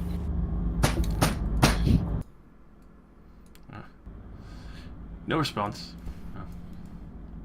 Seems just completely silent here. Flying serpent! That didn't work. Nothing. I push on the Hello? door. Is anyone in there? No response. I'm gonna push on the door. It's definitely locked, especially with the sizable delivery doors there, and then also you can see the side entrance door with the snake in between the large delivery doors and the main entrance door. By the side entrance?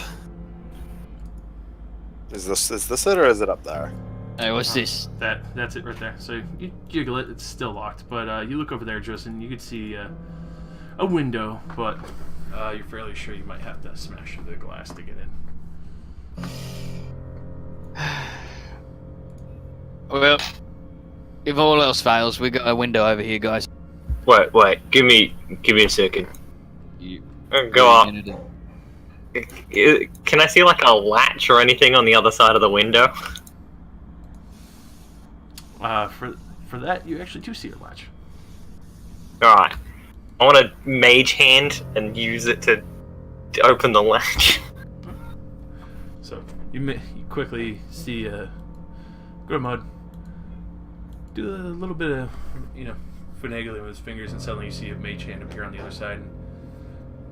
Not too quiet, as it's fairly rusty, and you can tell it hasn't been even open in a long time. Just,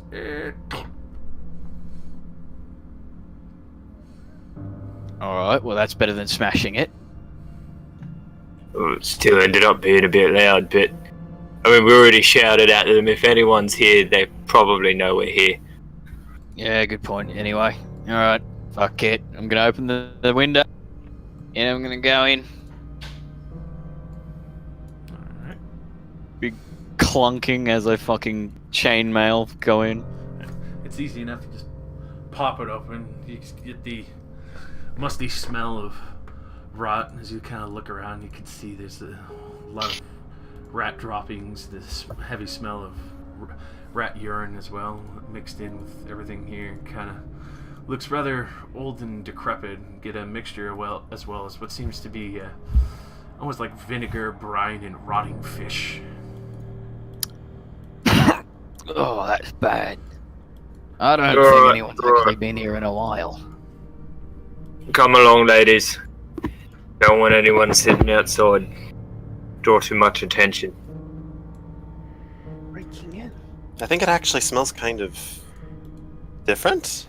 No, I don't exactly hate it. No, the word is bad. The word is bad. It smells bad. As you start coming in, you can see that this part of the warehouse actually starts getting a little bit darker. You do see what looks like one torch has been kind of lit, but as you look around, Dresden, you can see from there, you don't see too much, but you see bloodstains on the floor. Alright, everyone. Right about here. Hold on. I'll close the window again. Here. Everyone, keep your guard up. Something's already been happening in here. Aye. Is that blood? I'm gonna pull out my shield It doesn't matter. and equip it. Yes, Yeah, yes, let's that see. is blood. Where's that torch, by the way? I want to grab it. It's a little bit across the way. You can see it's probably hanging on another wood beam across the way. Okay. Oh, you mean like up here? Hold on. Oh yeah, it's probably dark in here, isn't it? Yeah, I'll just cast light on the diamond I have around my neck. I'll just, Oh. So click on my light You switch. can see nice and clear, but as you can easily see, especially in the old rotting warehouses in this direction, there's a fair amount of blood. As you kind of come around the corner, especially with the light, you can see there's actually a rather peculiar amount. As you see against the wall, there seems to be about a dozen bodies lined up, weapons at their sides, all neatly stacked up and organized. Oh, who did this? Not sure. Don't care. Keep your guard up. What kind of weapons do they have? Rapiers and daggers, but they seem to have the same black leather armor as aforementioned.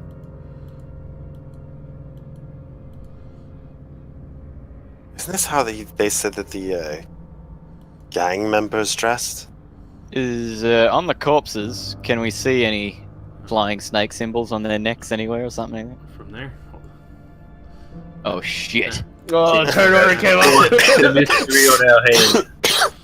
so A lightning bolt flies out of the wall. at this point, you can just immediately hear, "Kill them."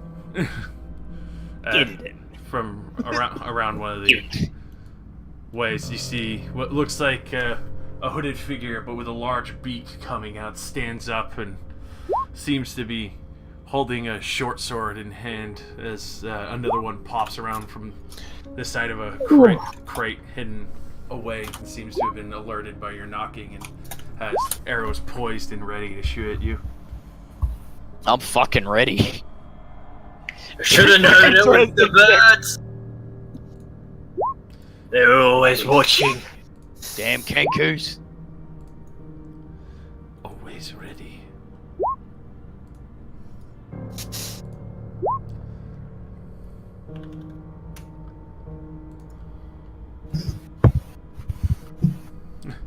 Oh, that one especially is always fucking ready. Who goes first between all of us on 18? Of course, someone had to beat the highest initiative, the Josh rolls. Yeah. There's always one. Mine doesn't.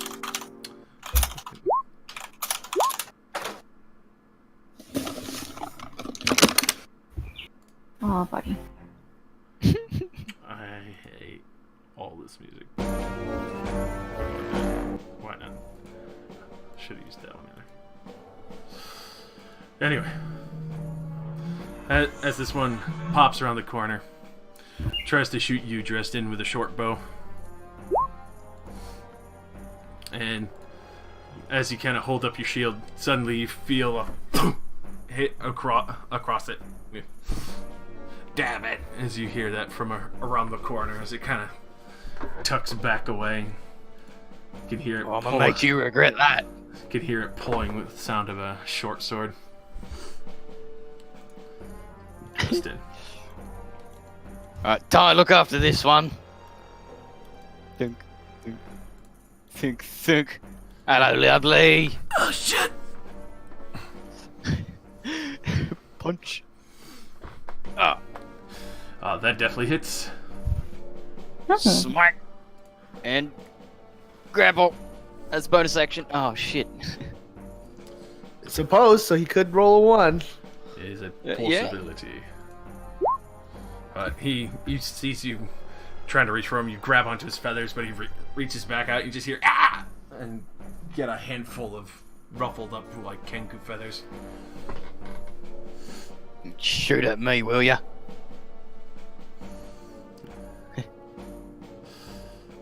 This guy pops out from behind the crate, sees Eudora's light, goes to try and shoot her with a short bow. Hmm. We'll just meet with a 14. Oh no! Eudora, you just got hit for 7 damage unless you have the shield spell. Yeah, I was gonna use shield if it would have saved me. So Yes. So you see this arrow start coming out, and then suddenly it just away from Eudora as you see this shimmer of arcane energy pertaining, and you just hear from a mage, and the ducks behind the boxes again. This one hops up like it's king of the world on top of the crate and starts swinging down at you, Ty. Has the high ground, winging with his short sword. Misses horribly as he swings and fails to realize swinging down low with a short sword is a rather stupid fucking idea.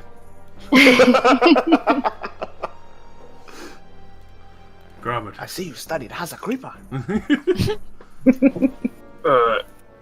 Excuse me, commissary. Here we go. Oh, damn! I suppose we don't really have to hold back if they've already killed all the other ones. I'm gonna use Booming Blade and try and stab this guy with my spear. Oh, that definitely hits. Ooh. Oh, minimum damage. Hey. Ow! And every time you hear them talk, it's always like they're mimicking someone else's voice. It's very strange to hear this many voices coming from these creatures.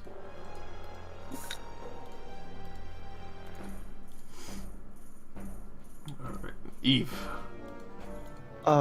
She looks around and goes, they're bad guys, right? We can and then immediately sees one fire an arrow at Eudora, and then sees Ty fighting off one. She goes, ah! And reflexively fires a firebolt at the closest one. Oh shit. Oh god, that hits. For fire! right into the middle of his chest, and you just see feathers burning off and part of his robes just getting tattered. Oh!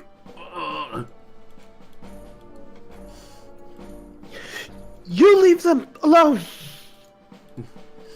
Strong mages! Honey. Ty. This boy's swinging at you. I'll head back with my hand axe. It's gonna take a nice hefty swing. oh, Fuck yeah.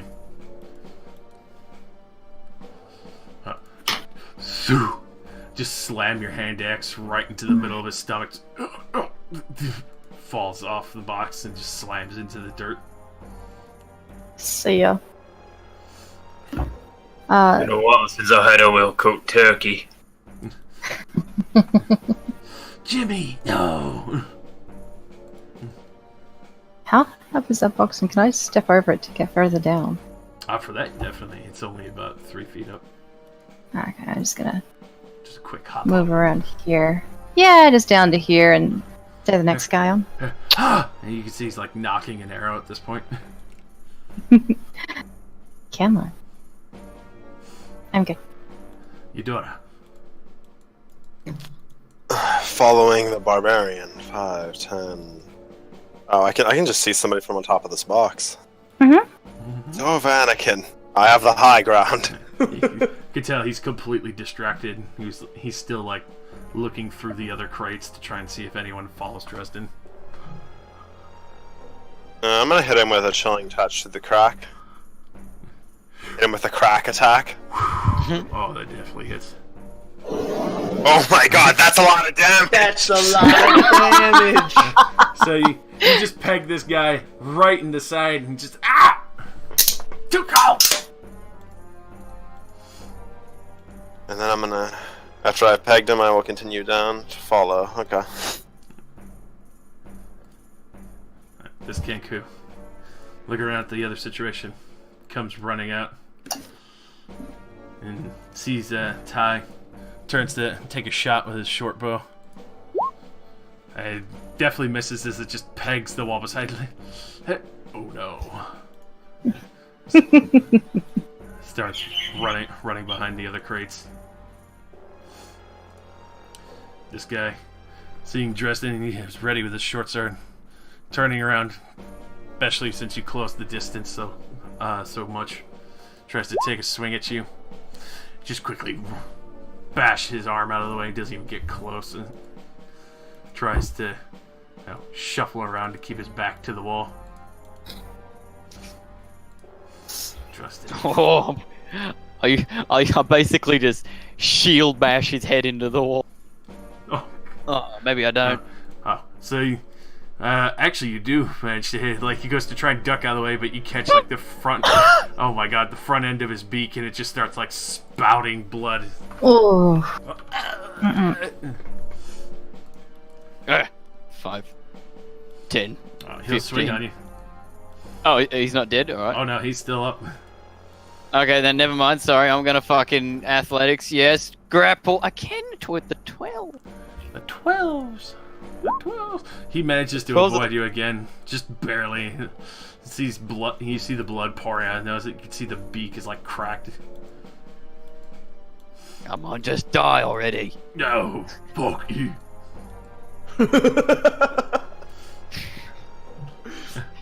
Someone had a Ah, very you- specific response. You brought this on yourself. This Kenku, Panier, seeing Ty, wasn't shot. Just quickly like throws the short bow down, pulls out his short sword, starts charging you. Mm-hmm. Will land with a 19. So he comes charging, slashes you, and does 7 piercing damage. Alright. Grimod saw this other Kenku come dashing out in a panic and slash Ty.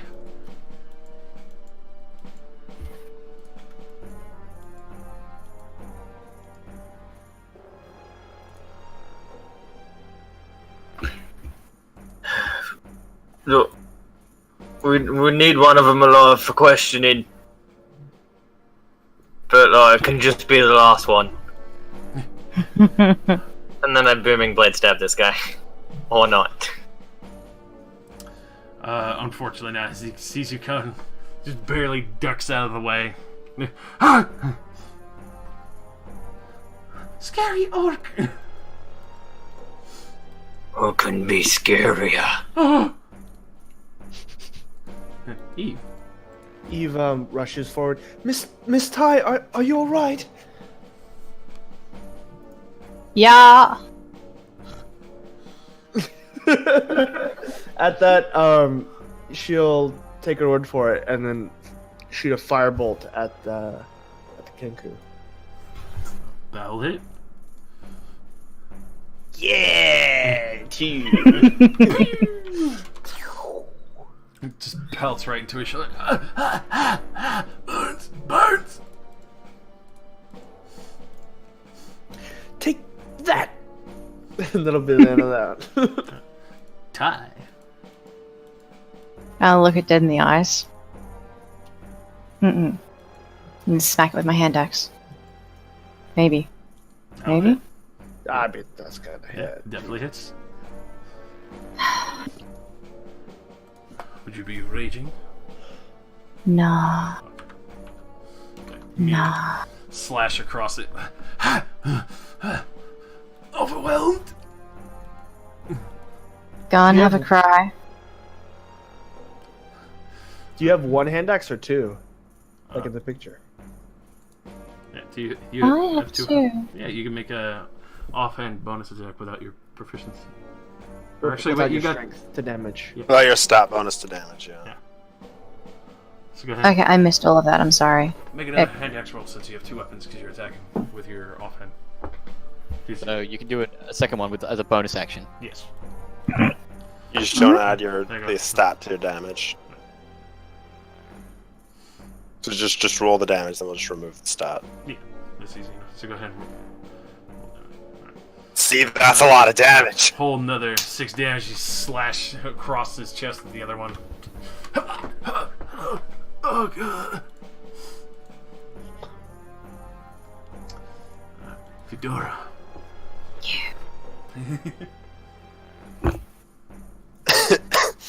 I draw my knife. Stab it. Stab it. Green flame blade, even though it won't do anything.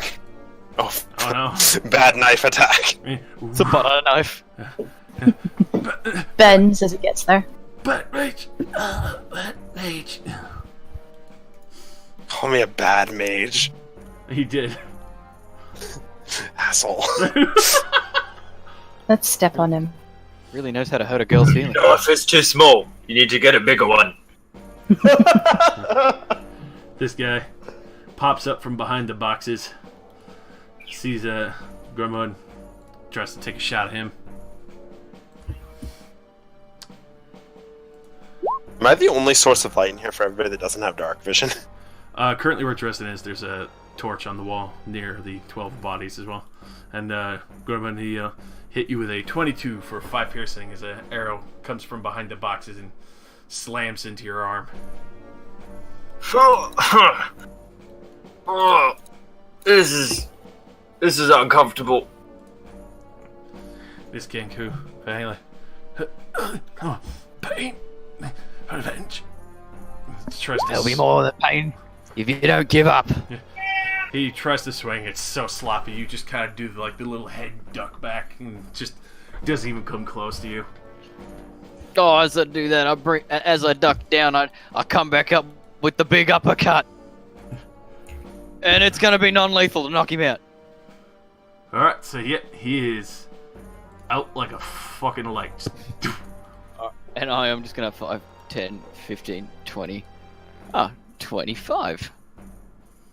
What do I miss? And I'm gonna. I could bonus action still, so I could fucking grapple.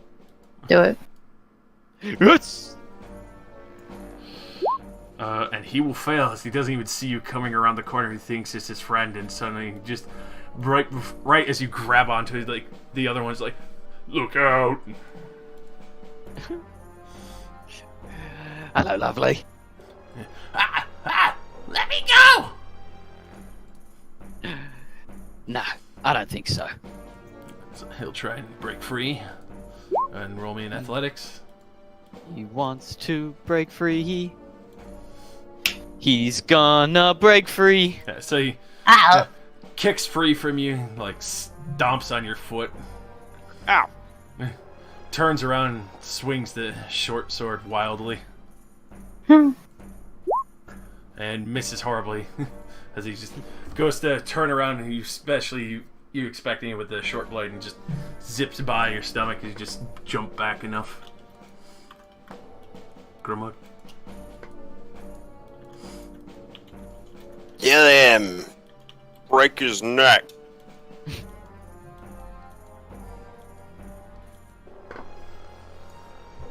Rosie. Oi. Rosie. Rosie. I may have been muted. My intelligence is reflected in my real life persona. Shit. Alright, so if this one's still here, I just pull out my dagger and I go a bigger knife like this. And I try to stab him. Oh, you do. Shake that boy. Very nice thing. That's Especially nice as he hit. turns to the side, you quickly catch him off guard and just...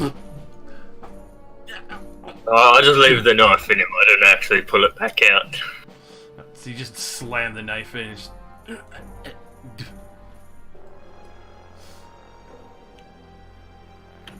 You can see the other one. Oh no. Oh no. You gonna give up, or you gonna keep fighting till you die? Eve. Yeah. She runs forward and whispers, "What Grace has given me, pass it on to him." You heal 6.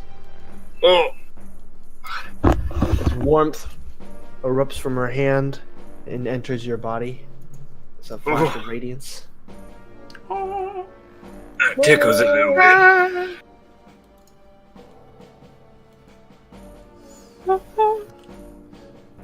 Where'd all the blood go? Die. Yes. Still one boy at the bottom. Oh, I can't see shit. Okay. Just gonna take a step forward to Dresden. And then I can't see him. Okay, 5, 6.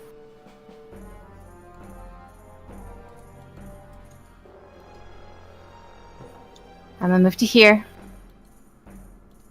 Hello. Oh, fuck! And I was... Schmick.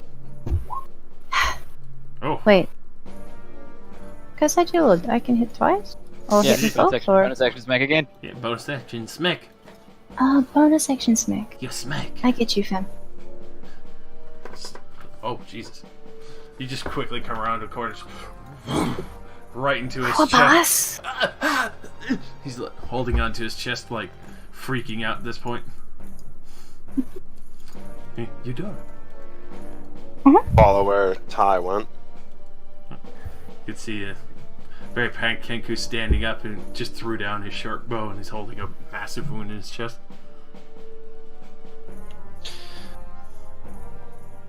Well, seeing as she's not holding back, I'm not gonna either. Gonna give her a little bit of cold from down under. Ooh, definitely roll damage. Oh my god! The meme, the ultra meme. We just keep tickling him.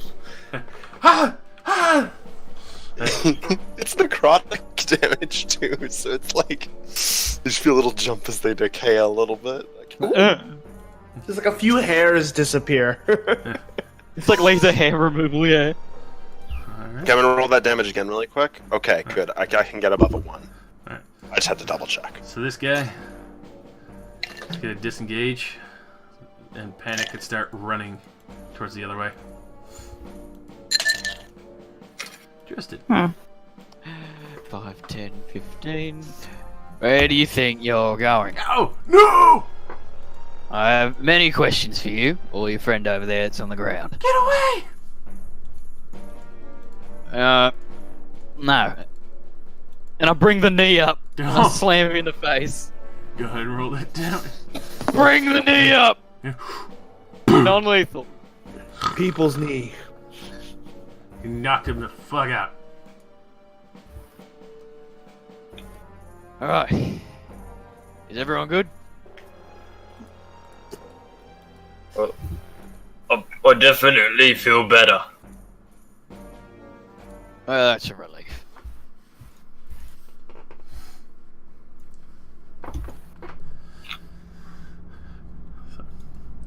As you kind of look around the warehouse, you could see the doors still locked up, the old vegetation in this area, all the storage crates and items here, and various foods, equipment, gear, and other such things. Seems like it was receiving shipments and still had received some, but it seems like there was a, as you saw earlier in the streets, another turf-on-turf war where the only remainder of the men you had a lead on initially was swiftly slain by whoever these Kenku work for.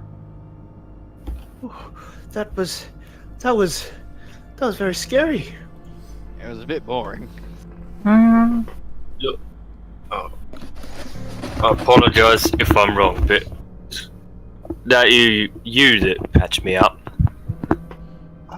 Yeah, it's no big deal. Just something I learned to do.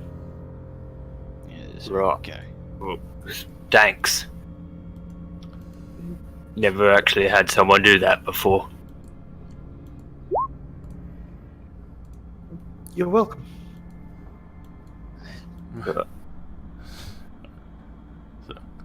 On the two that you knocked out currently over here, as you search them, aside from what seems to be about another 12 arrows each, the short bows tossed and abandoned, shoddy-looking short swords, only find what seems to be about 13 silver on one, and then about what seems to be like 4 copper on the other.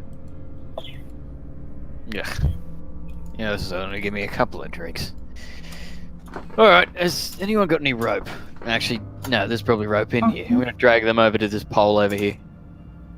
I'm gonna pull I have my rope. knife out of the one I stabbed, and then wipe the blood off of my knife and my spear on the dead bodies. Could you? I have rope. Could you please not ruin it though? I kind of needed to get back into the house. No, I'm just using it to tie these guys up for now to this post. Also, as you do look around, you can see that this is the lower floor of the warehouse. The stairs in the middle that go up, as well as a storage closet in the back that seems to have a disheveled and kind of semi-broken door. The upstairs looks like you can see where probably a few offices are and a few other supplies on the floor. Eve walks up to Ty and goes, Miss Ty, I don't have a lot, but... And she'll hold out her hand and use Healing Hand. So you get 1 hit point back. Hey, As the warmth spreads from your arm. thank you. As you go looking around, you can see a couple of dusty ropes, and it's easy enough to quickly tie them up and make sure they can't break free. Shall we Don't grow, by look the at way. the rest of the warehouse quickly, or shall we just take a rest until they get up? I'm gonna look through all the warehouse, and I could use a bigger sword, or as Well, Grom would put it, a bigger knife. those bodies had a few knives and swords by the looks of it. Definitely did. You can see quite a few of them had rapiers and daggers. And, if you want to look around, I can keep an eye on these two. Probably be out for a while. Yeah, they're gonna be out for a little while. So, I guess I'm leading an expedition upstairs. Anyone else coming? I'll help. Let's go. If anything happens, just shout. Well, So, for those, as you kind of search the entirety of the warehouse, go ahead and roll in perception. You mean investigation? Yeah, roll perception. For this one, is actually perception. Okay. Oh. See, I rolled all right. I'm glad we have Nice. Eve. I have a 0! I have a -2. As I used up all my net 20s already. As you're starting to head up towards the balcony level, you are dressed in tie. You see quite a few things that might be of interest. A couple of crowbars. You can see there was old food, but as well as rope and pythons and other such traveling gear and basic equipment that was received here. Eve, as you're going up the steps, you do notice one wall kind of looks a little bit out of place on the left side beside the stairs, and near the closet just underneath it. Is it just me, or does this wall look very strange? Should like poke it. So you poke See if it. there's any give. It actually is very easy give. You can see that the 2 crates that were in front of her trying to dissuade anyone kind of coming near it, but just kind of slowly eases open. This is a secret room. What? Let's I have a found look. a secret room. Alright, let's have a look. Oh, shouting! Is someone in trouble? No, we're good. Alright. So, as Eve excitedly kind of opens this door and looks around, you can see a couple of old-looking crates and other pieces that are covered over with cloth, looking rather sizable. A lot of dust in here, probably a well-forgotten stash at this point. As far as you can tell, it looks like they were stolen straight from the docks, put here, and just completely forgotten. Hey, Eudora, hand us that Yeah. crowbar. Let's Sure. crack open a couple of these crates. Yeah, I'm gonna try to crack open some crates. See what they got. Go ahead and give me an athletics with advantage. Whoop. Nice. So, they're pretty old at this point. They quickly pop them open. The dry rot, you can hear the very dry wood kind of like giving against the nail and slowly ripping open. As you peer inside, you actually see what looks to be some rather old silver bars, though they have clearly tarnished to the point of almost blackened over. You still see the hint of silver underneath, and at the same time, even though they look decrepit, they're still silver bars, so they would have at least some value when somebody remelts them back down. Oh, could I see that, Sir Dresden? Yeah, go for it. She'll take the bar, and she'll cast prestidigitation on it, cleaning up the tarnish. All right. So as you clean up the tarnish, you can see the beautiful shimmer, and seems like as you look at it, very clear ingot presses of what seems to be the symbol of mercantile and trade for Waterdeep. There seems to be about 10 pounds of silver bars here. For the total, you actually see 10 bars in total each. As you can see, the mint marking probably worth easily 50 gold each, as these are pure silver. This is a lot of money. How did these people get it? As for the other part of the crate that seems a little more heavily wooded, you pull back the cloth, exploring a little bit. You can actually see there's 4 paintings. One city depicted in these paintings. Depicted? Depicted in these paintings is Luskin. Another one is Neverwinter. The other one is Silvery Moon and Baldur's Gate. Kind of estimate these probably to be around 75 gold each, as they're very preferred. I am going to crack open their frames and roll them up and put them in my bag. All right. They easily crack those open, as the frames that they were being transported on are obviously not the golden frames that they usually would be. Easily roll them up, trying to keep a little bit gentle so the oil paint doesn't get ruined or chipped or anything. Easily tuck those away in your bag. As you do so, you kind of hear a little bit of a shuffle, and one of the door kind of get thumped as against the wall underneath the stairs. But you do see that there's still a good size upstairs as well to explore. So I'll move you over there real quick. And we did take them silver bars, right?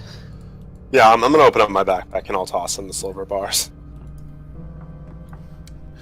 As you get up to the main balcony, for these, unfortunately, you could tell a lot of these were some of the textiles, as there's a lot of bolts of cloth, and unfortunately they seem to be all moth-eaten or rat-eaten, and a lot of spoiled olive oil from what seems to be a rather large shipment. And as you kind of search through some of the crates, popping open one after another, you find what seems to be 100 pairs of wooden-soled sandals that were all the rage last summer, but are now completely out of fashion and have no value at all. All the rage. If only we'd found these last year. Oh, what happened? What was going on last year? Everyone was an idiot and thought these looked awesome. I take it you don't think they look awesome. No, they do not. Right.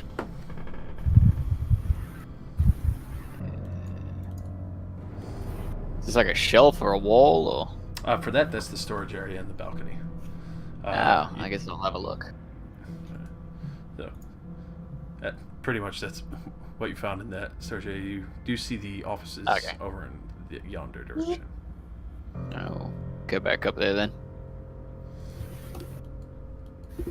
At this point, Grumman, you do kind of hear the Kenku kind of like shuffling slowly, not fully waking up, but like that slow, groggy wake up.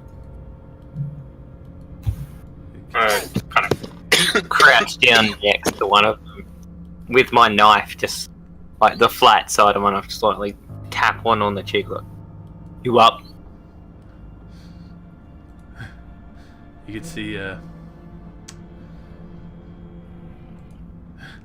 as he shuffles a little and feels the knife, you can feel a bit of a flinch and like the eye go a little bit wide as he realizes what's going on.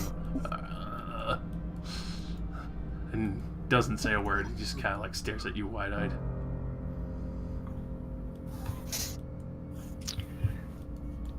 I'm gonna telepathy him. Just be like, You should talk about what you were doing here. Go ahead. Roll intimidation with advantage.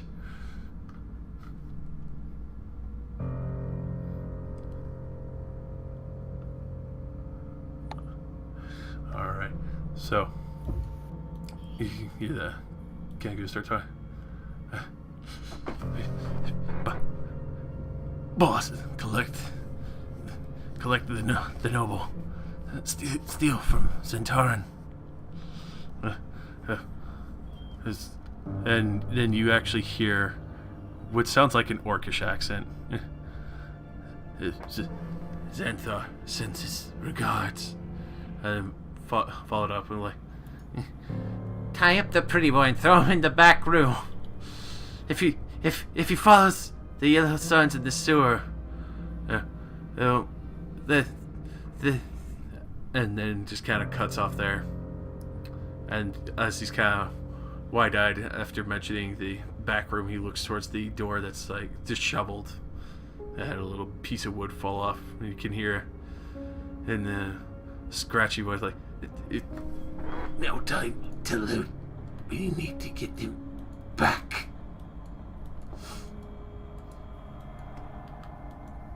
At this point, he kind of like leans on his back and just kind of like tries to play dead in a way, like, "Don't hurt me."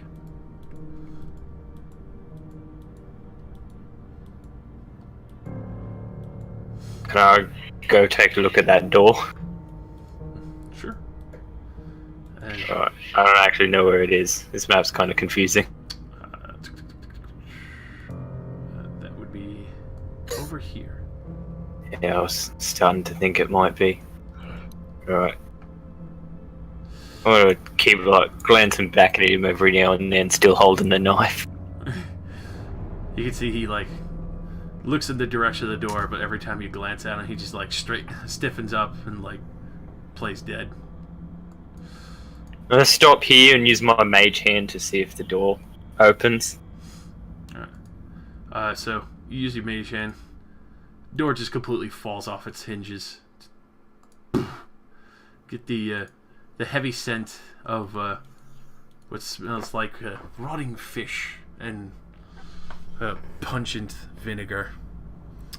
At this point, you could see what looks like a red hair noble, kind of looking back out as he's sitting there, ropes next to him. Looks like he probably got loose at some point, and he's like trying to tuck under what seems like a broken barrel of fish as he looks at it. He's like, "Hello? You're not with them. You're not with the Kenku, are you?" No, I'm not. Who are you? I'm Raina. Oh, who are you? I'm Grom.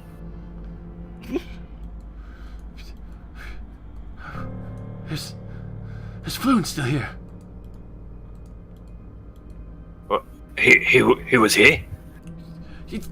Yes, the Zentan jumped us. They mistook him for someone else who was owed debt. But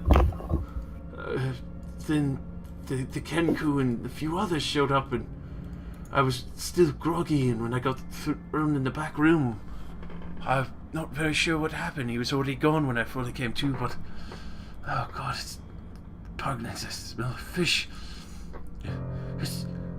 Was this your doing? He points to the Kenku, like sitting there, like you could see them starting to try and squirm to get to their feet. Some of them. My friends are upstairs, so you best not try and start anything. Dude, I'm not looking to start anything. I'm looking to get my friend back. I want to make sure he's all right. Well, we're looking for him too. Not like to stab him, though. No, we just came looking for him. It was some guy who was worried. Some guy? Someone new? At least... There was, some famous rich guy. Volo or something? Volo? I think the gods sent somebody. Do you have any other clues of where they might have gone? Be more than glad to help. And starts to push past. He sees the bodies on the floor. He sees not squeamish and immediately goes over to pick out a rapier and a dagger and tuck it into his belt. One of the Kenku was just explaining to me about them attacking the Zentarum, and they's the ones that let me know you were back here.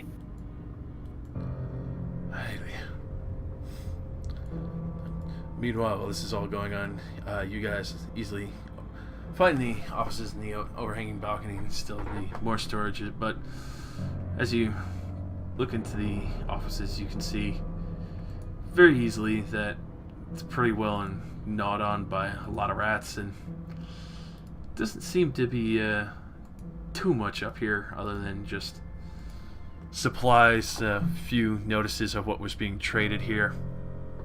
But on one of the desks, you actually do find a unused paper bird for writing messages.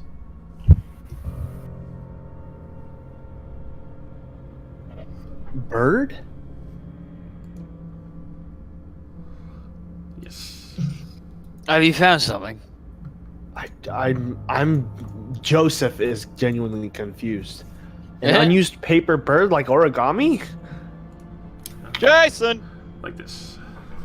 Oh shit! Oh. So, yes? Like origami? Yeah, exactly. Exactly That's like origami. origami. Man, you had this. In which it actually has 8 sheets of parchment. As Ooh, as take that. well as a couple full inkwells and quills. Clearly, there's business still going. They just kind of got cleaned out fast, but you still see kind of rather filthy rats running around and biting on pieces of paper and building up nests in the corner of the offices. Oh.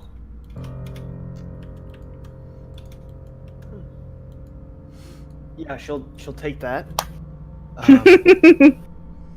And look to is there, can we see through this door window thing? For that, yes, you can fully go in. It's all the offices. That door is fully open. Okay. She opens it and then peers in. Looking around, you just see the rat like scurry to the corner, just kind of like squeaks at you loudly and like jumps into its big fluffy nest of torn up pieces of paper. Oh.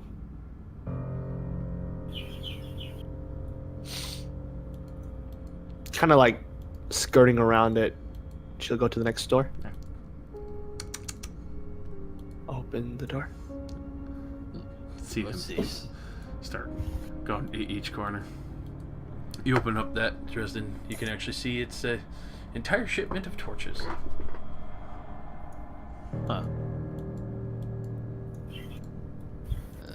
And I guess she's like trying to look for any clues or anything. Guess I'm gonna take 10 torches out. Roll me an investigation. Investigation. Huzzah!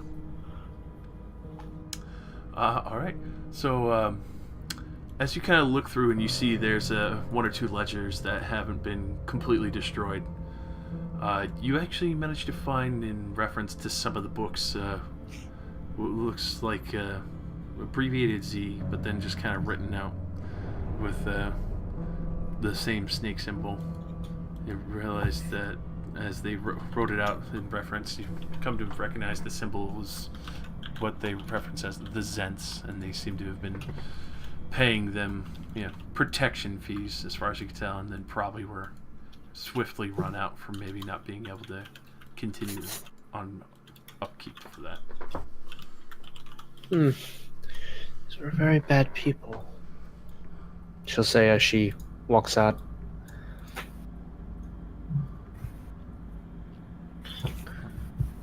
Did you find anything interesting, Miss Tai? Sadly, I'm no. going with you. I'll follow Mustache Man anywhere. Does he offer rides? Was that? Who? Nothing. Oh God. Never mind. I just clicked. Yeah. I got you. Uh-huh. Anyway.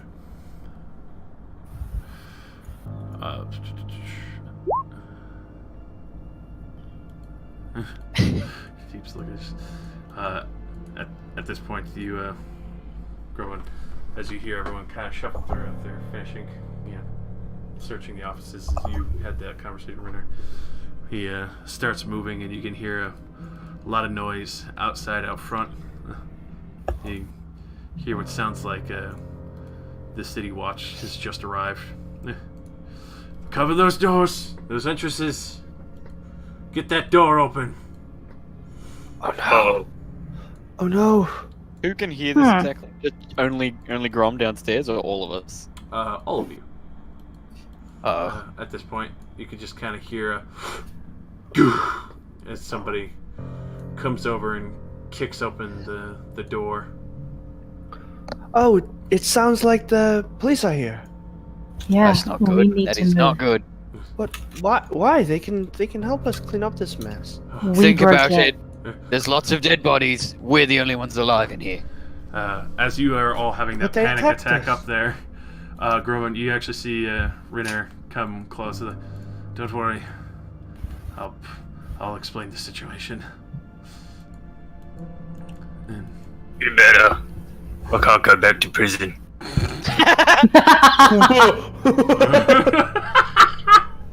What happened? I was being talked to. fucking Groman is like, you better. I can't go back to prison. No, before that, everybody was freaking out over something. Oh, the city police watch have just arrived. came. The city watcher banging Oh. on the doors. The Popo are here. Sir, tied up Kenku. Hey, yeah, Rainer just yells out like, hey, hold! These men captured me. This good half-orc and his friends managed to find me and free me. They're upstairs, checking around for any others. At this point, you can see the other city guard quickly come up and restrain the Kenku as this soldier, one of the captains of the watch, comes over, looks over and sees Renner. You still right there? And you? Okay. Where's your friends? They're upstairs. Can we have that rope back? Yeah, of course. Once my men get the shackles on them. Alright, thank you. Suggest your friends come down if they mean no ill will. Well, I'll just walk over to the staircase and kind of just cupped hands around the mouth to shout out. Hey, we got some visitors. You should come back downstairs. See, I told you. It's Could have ended alright. much worse. How do we get visitors if we don't live here? I do not like this. I do not like it. Alright, they should come back down now. Mm-hmm. They come hustling and bustling down the steps, and you could see the one's captain standing there, and the rest of the guard are all looking, pretty sternly at you, but all seem calm at the moment as they are all now surrounding Rainer, you can hear the shackles being put on the Kenku as they're being hoisted up by other guard and watch.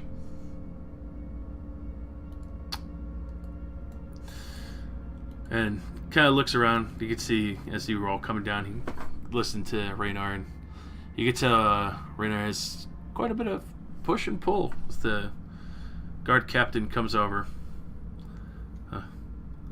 All right. Though I do appreciate your assistance, and especially hearing the matters of that. He kind of looks at the 12 dead bodies lined against the wall. Especially in the matters of that is not your handiwork, but you did manage to clean up the streets quite a bit. I do thank you. I do ask that you leave that to everyone of, well, the Watch of Waterdeep. Well, I apologize. It was just we sort of stumbled in onto this, and the bird people attacked us as well. So we did our best in self-defense. As you can see, we managed to keep 2 of them alive.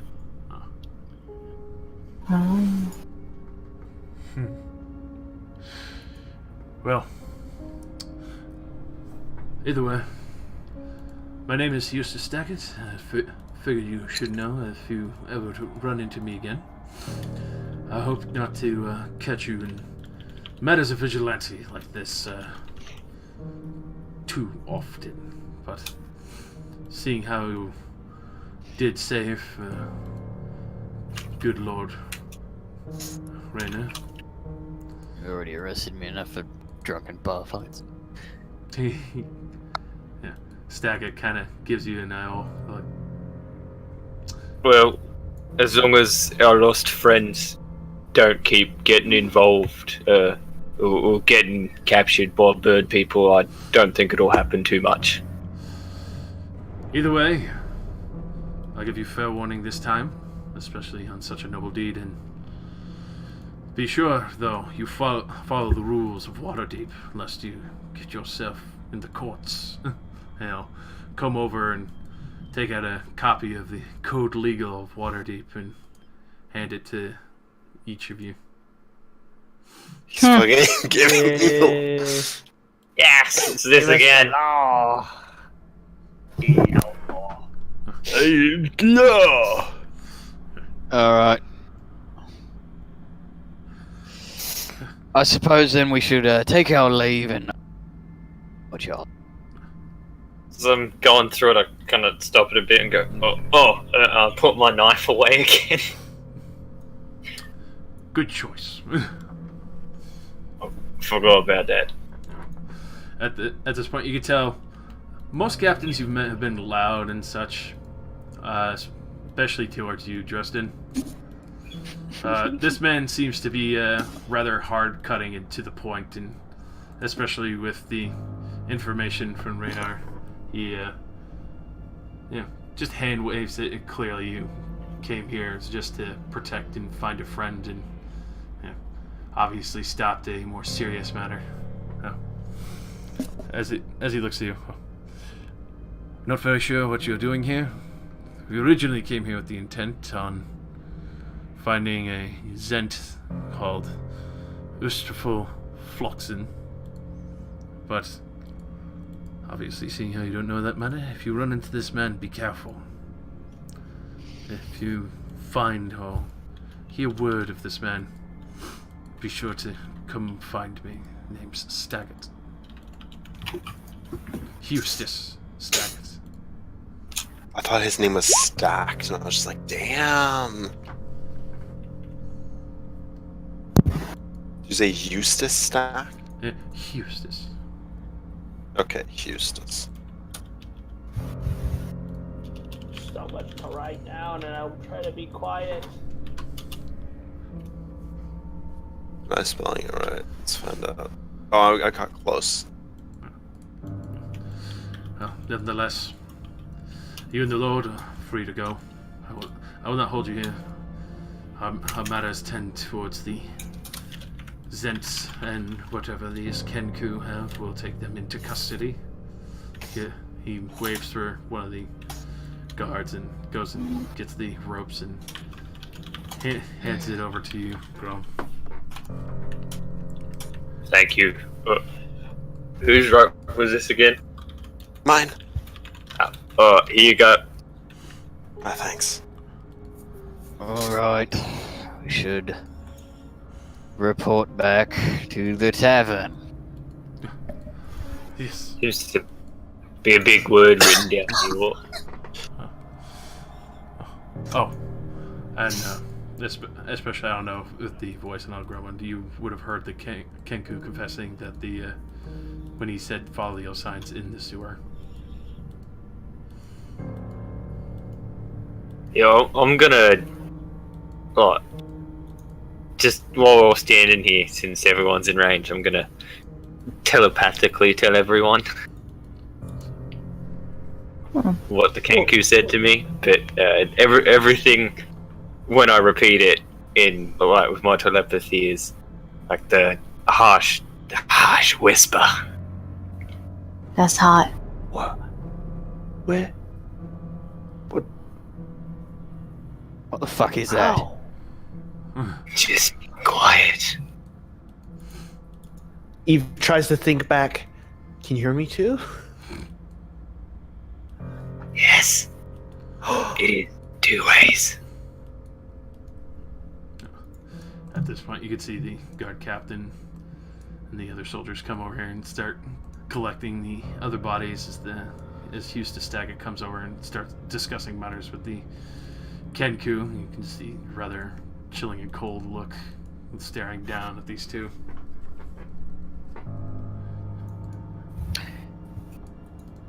Tavern then? Alright, okay. Yeah. I can use some rest. I need a drink. Again. How do you drink so much, Sir Tristan? Live and lose everything like I have. That's how. That is how. She writes that in her book. Oh no.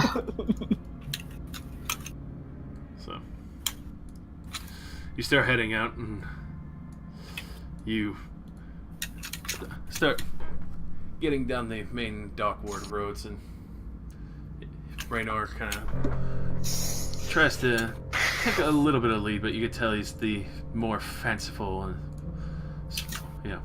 Lovelock kind of swashbuckler who seems to be interested in going and immediately finding his friend, as he kind of looks to the rest of you, and as he continues to drown, like, I don't know what I would have done, as they knocked me out of the five when they descended on me and flew, and it was unfortunate, but I don't know what was going on with those Kenku. When I woke up, those definitely were not the ones who originally kidnapped us.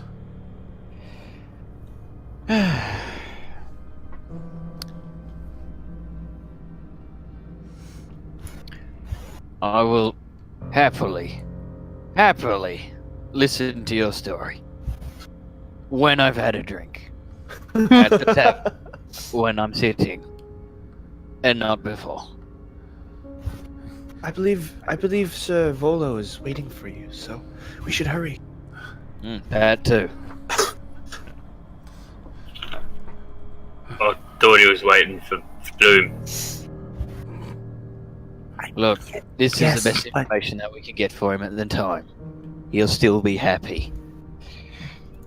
Oh, a sign that we're making progress. I like it. Exactly. So, back to the tavern. So you head on back to the tavern.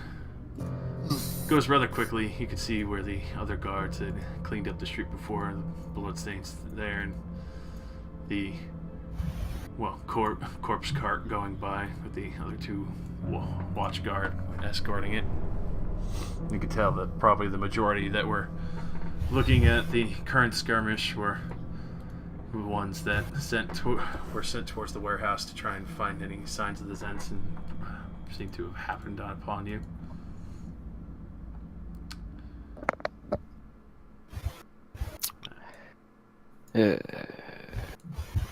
Short rest.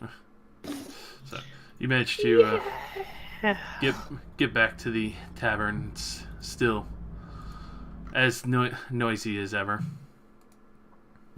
Yeah. You can see. Make sure to put up her hood before she enters again.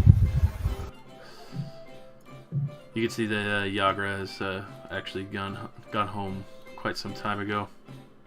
Damn it. No booty for you.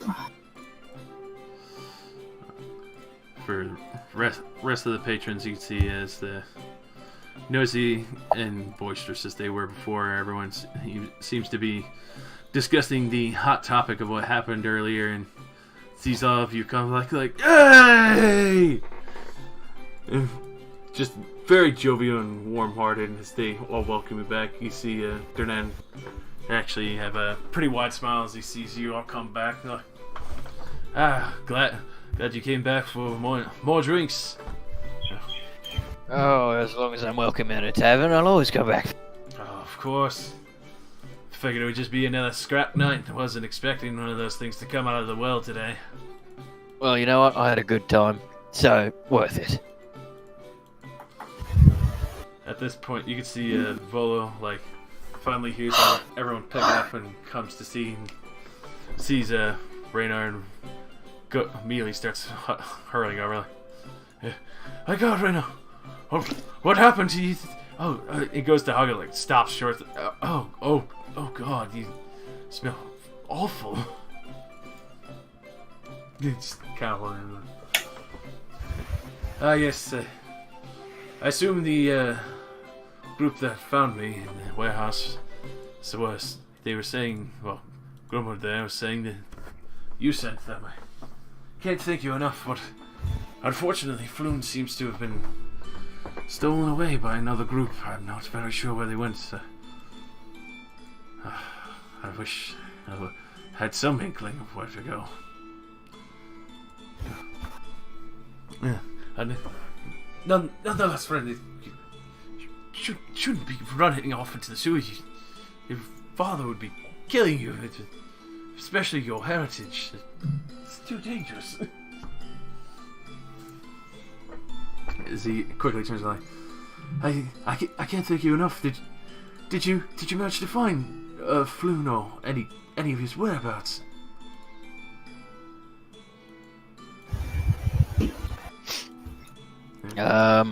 Well, I didn't really get to talk to any of the Kenku, so I don't really know anything, but maybe one of the other guys might know something. Grom, did they wake up at all while we were upstairs? Yeah, they pointed me in the direction of our dear new friend here that we brought back. And they said something else, but I can't for the life of me remember it. Was it what you said about the sewer? Yeah, that's the one. See, that's just what I tell people, tell other people things, just in case I forget.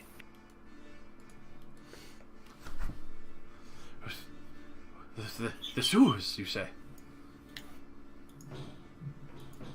It's gonna be fun.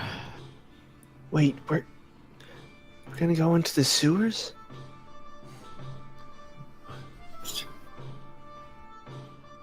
Dirty business, that is. Like I said, it still stands. 100 gold if you bring them back to me. I do apologize for the destination. I was not expecting something so filthy. 100 gold is 100 gold. Alright. But we need our rest for the time being. Oh. Of course. He kind of looks at all you a little bit beat up from the fight. Others that are just Yeah, not bad, but yeah, obviously used a bit of magic. Of course. I do hope he's going to be all right. And right now, I don't want you doing anything foolish, good man. You best getting home and letting your family know, all right? And good Lord, take a bath. I've never smelt a man who was more fishy than a sailor in a whorehouse.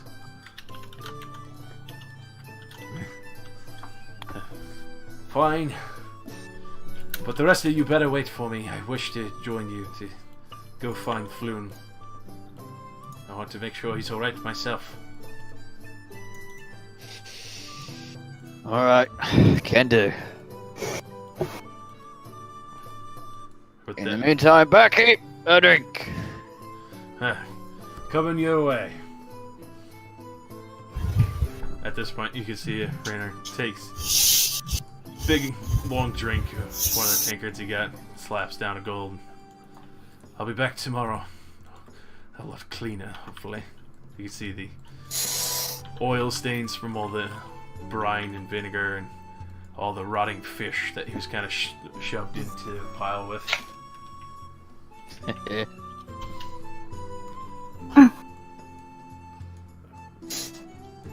Starts heading out and can hear a few other people laughing as he goes by covered in fish guts. With all the mucking, with all the resting we're gonna be doing, I'm just gonna be looking at my weird little necklace like, why did I buy this? So, as you set down for that, are you going to buy a room for the yawning from the yawning portal? Yeah, I will. Might as well. Mm-hmm. Just run you a gold for the night. Oh, easy enough. Absolutely. Yeah, alright. If I don't pass out here on the bar first anyway. Don't worry. I'll get someone to help or a Maloon to help you to your bed. Points over towards the handsome blonde veteran dressed in armor. Clearly one of the bouncers who is used to the bar fights, but didn't worry too much. Kind of just helps patrons get back to their spaces more comfortably. Give him a little wave. Yeah. Tips a drink in your direction, gives a nod. So you each get a room. The yawning portal gets a little noisy as the night carries on, and morning finally starts drowning out. A lot of the customers head home. Not too much noise left.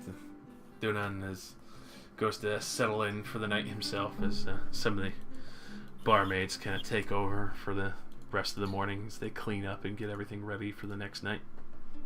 Still see quite a few adventurers and nobles coming in and out of this place to do dealings or find muscle for their travels. With that, you actually all managed to get a full night's rest. Yay! Eee. I'm still confused about this Oh, hole really? that was put in me that was like patched up in just a couple of seconds. I drunkenly fumble over my stupid necklace. Weirding me out, man. Oh man. So, Tristan, you can definitely tell it's magical. You're not sure what it does yet. This weird magical necklace. Weird.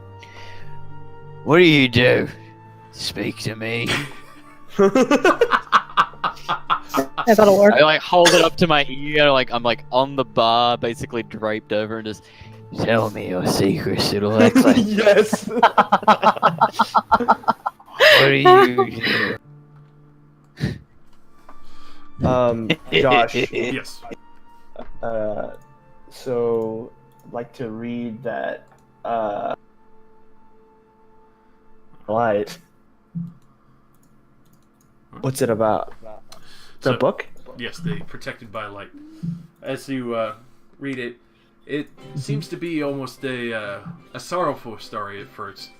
A sailor who kind of seems to have lost his wife and child at sea while traveling, and kind of seems to blame Cord, the god of travel. And in the midst of that, he ends up finding out of a great sea serpent that actually seems to be attacking traders and in fury, especially in the especially Cord being the god of travel and protection during that in tempests.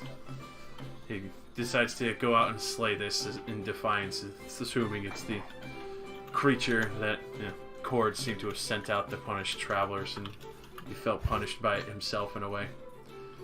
It was, especially reading extensively over the night, I would imagine you do before bedding down. Mm-hmm. That you actually end up getting to about the halfway point where he comes to find out that it was almost a sign of guidance to sending him in this direction. He easily get through half of the book, but come to find out as through the sorrowful travels and other such, he starts to help those who've lost others during travel and comfort them and realize that sometimes that even with the divine protection is not always enough, and starts finding his way to become a paladin of Cord.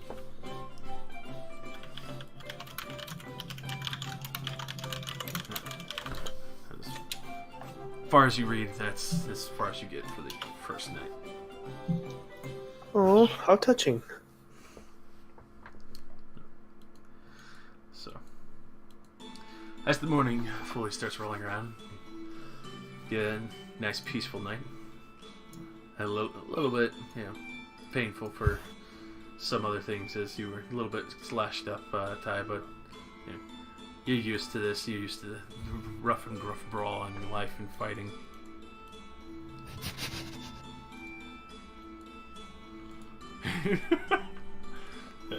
Dresden, you just keep doing that until you pass out from drinks, and then as you get helped up to the top floor for your room by Maloon,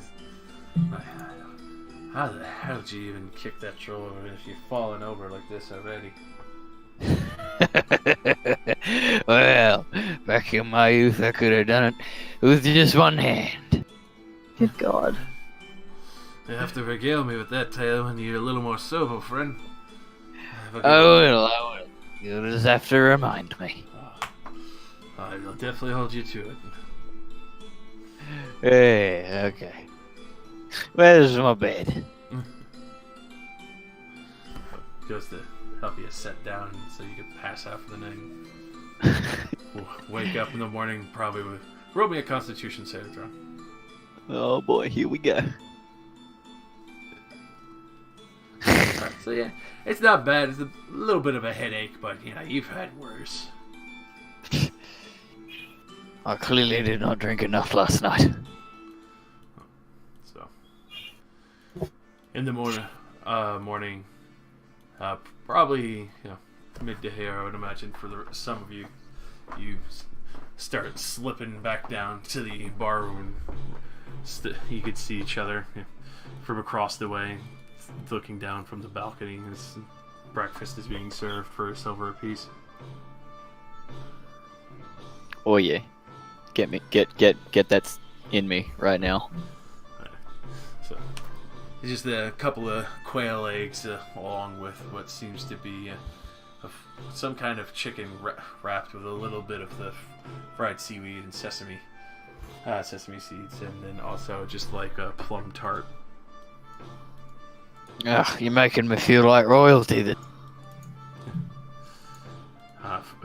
For the early in the morning, Durnan himself is still in bed, but you do see the rather cute barmaid who kind of laughs like, "Oh, that's usually what's expected here at the Yawning Portal. Only the best for good adventurers who protect the city." I like the cut of your jib. Sorry. I'm still feeling a little bit of it from last night. Sorry, love. To be expected. I drank down a whole keg yourself. Man, I must have been holding back.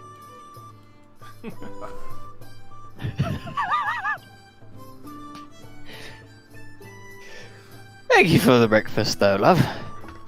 Enjoy. I shall. So you start making a few more rounds as well, bringing other people some breakfast and all the others who seem like regulars in this time of day, early morning risers. Volo comes down a little bit of a late riser and starts coming over to the group wherever you seem to congregate, probably towards the bar. I think it's a little more empty at this point in time. I pull out a bottle of rum with my breakfast because I still got like 2 left now. Dirt cheap rum. Yep. So yeah, he comes over. So, any ideas? You saying the sewers? You think it was probably the sewers by the dock wards?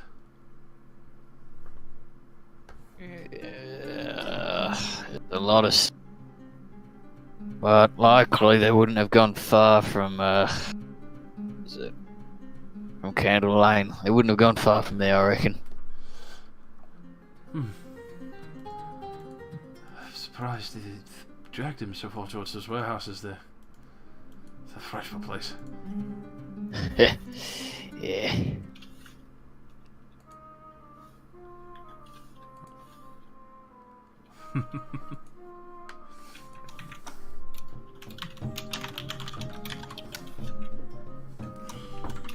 So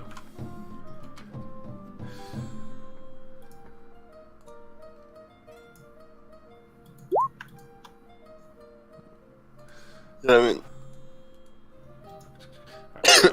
at this point, as you I would imagine you kind of discussing out your plans. You see Raynor, Neverember come back in a lot more refreshed, cleaned up, and still the same rapier and dagger that he scooped up from the what seemed like the Zents.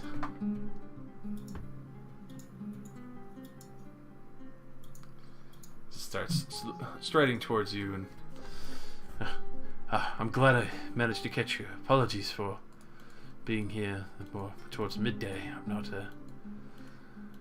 I was a little more tired than I thought.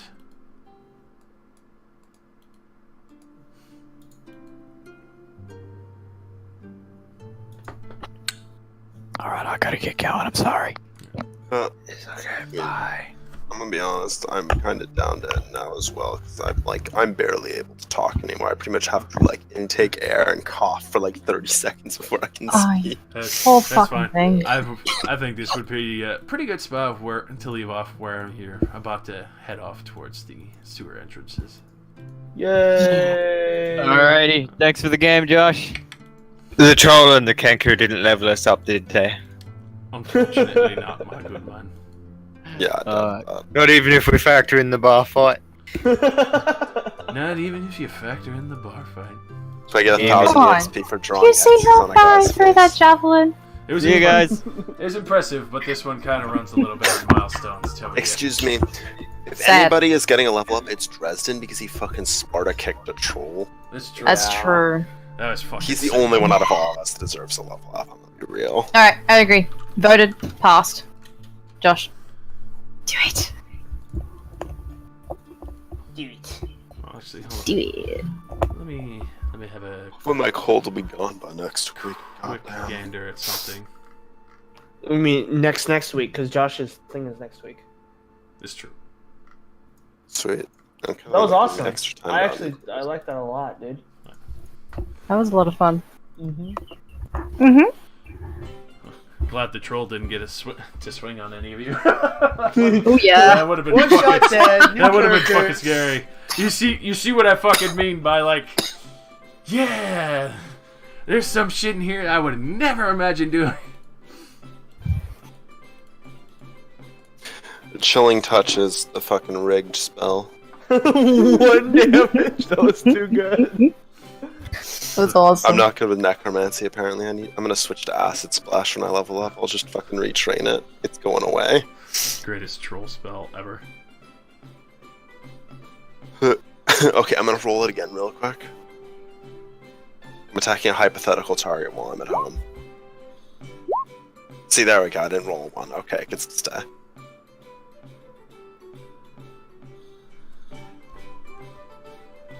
When we level up, I'll get invocations and I will finally have better AC. Do we get meta magic at level 2? No. You just get sorcery points. Yeah, sorcery.